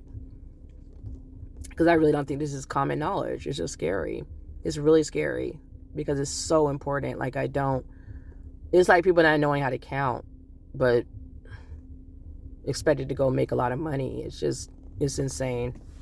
But you can do it, but people can run off with your money. Because I know someone stupid out there is going to be like, whoa, you can still, there's a lot of people out there, and then they can run through your money and you're going to end up broke. So yeah, you can do a lot of things, but the basic foundational things they're never going to go out of style. So, as they read books they want, James Patterson, one short declarative sentence after another, or Dan Ladd, an Adirondack writer on hunting, but they had to read, not guess, not sidetrack on what they already knew, not draw cute pictures instead of writing answers. I feel as though I just read an article about how no one has ever proved, after all, that cigarettes cause lung cancer, and what's the problem with 10-year-olds smoking? Why should kids learn to read instead of having a good time playing with pictures? Exactly. This person said was specific. I always had an issue with saying specific. I used to call it, what was the specific? I used to say spaghetti, or that's when I was little. Oh, man. But it said, was the specifics phonics program followed? No, I mean, phonics is phonics. Child, just Google that shit like they did. Like, just Google it, okay? I'm trying to be good. So someone said, thank you for the article. It is exactly where I am with my 8-year-old son. Same here. He was trained on Fry's 100 from kindergarten. Nothing with phonics, as my 22-year-old son had been. Oh, so her son still got some phonics, because mine didn't. He's 19. No idea how you have a 5-6-year-old proficient on words as large as, because by the end of the year, especially when he hasn't mastered cat, ball, or bat first, it seemed completely insane. Yeah. And sight words is psycho. I'm like, how is my child supposed to know this word? Like, they haven't even learned the simple stuff yet.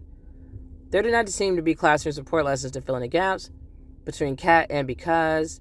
So we fell further behind. Now in 2nd grade, he is evaluated positive for dyslexia. To the best of our knowledge, is not anywhere in the family, and I strongly suspect there could be a large amount of overreach. I think a lot of people are dyslexic. I think they're saying he's dyslexic. He's probably not dyslexic. It's just probably poor training in school. The teachers are poorly trained, and they're passing it down the hill. They're just rolling the crazy down the hill. I'm willing to give him all the stepping stones to a successful path to reading. I type this as we are e-learning, and I've never been so involved in his education. He is sitting beside me, fully absorbed in a YouTube. Oh my gosh, I love Alpha Blocks. Shut up.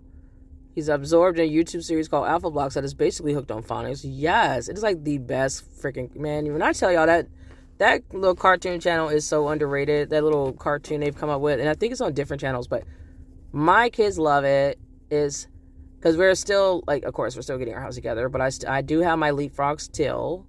I will always love Leapfrog. I have a special place in my heart for Leapfrog.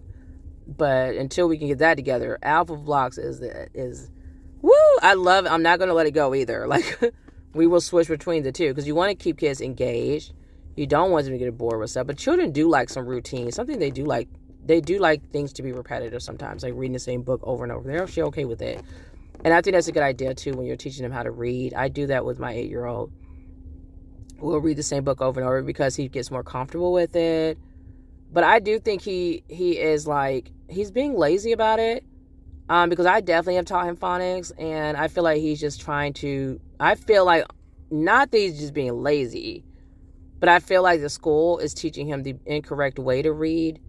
And so he's trying to resort to what they've taught. Like, I'm literally just realizing this because I read this article. But I feel like he's trying to resort to whatever methods they're teaching. And I know the teacher said they weren't going to teach phonics, but I guess I didn't know how in depth that could be as far as an interference in what I'm doing with him at home. Like, I just thought, well, I'm going to teach him phonics. But yesterday I felt like I saw him kind of like, he just keeps trying to revert back to, I'm going to guess. I'm going to kind of say random things. It's just really strange. It's really strange. So he said, this is the child who panicked when I walked too close to the library shelf in his bedroom that we might be about to read. I pray there's hope now that we're interested in phonics. This article supports everything I was thinking. Thanks again. Oh, she has 10 grandkids whose reading range is just like their ages. My grandson, who's in the 5th grade, can read and translate the Old Testament as well as, if not better than many adults. We worked with him at home, and he also benefited from early childhood education. I know EC used some of the phonics method, but I'm not sure to what degree. Yeah, this is heartbreaking, y'all. She said that our three children, and we do not allow them to tell each what the rows are, but require them to assist each with putting together the sounds that make up the whole word. If they are taught this young enough, they don't have to think about the phonics. As a child, I ran into a word that I either could not read or understand. I was referred to the dictionary by my mom. Yeah, that's why my son, I'd be like, you're going to figure this out. Because you're not going to be looking at me to give you the answer. I can't. I just told him I did this just yesterday. I was like, I can't be in a classroom with you. Even if I could, I wouldn't. Like, what's the point of having children if you're not arming them with the tools to succeed and be independent and self-sufficient in their own right, so they can add some real value to the world? Like, you're not going to be attached to my hip, and then one day I really can't be there because I'll be gone. So that's something else parents have to think about when we're raising kids. It's like, I'm not going to always be here. You've got to learn this, That's a dark side nobody wants to talk about, but it's true. We don't live forever. So the next thing is, I've been stressing the importance of phonics for more than 20 years. I know I became a good reader starting in first grade because the school I went to had phonics as a separate subject from reading. Now I am working with my grandchildren, and I'm looking for a good phonics teaching program to follow. Do you have any recommendations? Child, you better get up on some alpha blocks. No, I'm still... Now that I know what I know, I'm about to look for more phonics instruction. You all, like I said, there's also Duolingo. Download that app if you want to find another great program that teaches phonics. And you all, thanks for listening to this very long article. I do not have time to go through the comments, but I know the comments are probably going to be basically agreeing with me, because I think anyone with common sense or who's actually going through this with their own children are going to be, or grandchildren, they just get it. We're like on a whole different level somewhere. Parents get it. We see our children struggling, our grandchildren struggling. We don't like it. And a lot of people, I think it is just common sense. It's like, I don't know. I just hard, because literally words usually look just the way they're spelled and sound. So I don't understand why it took so long for them to get this together, and they're still struggling. So make sure to like, share, and subscribe. I'll see you all in the next video, and thanks for watching. Bye.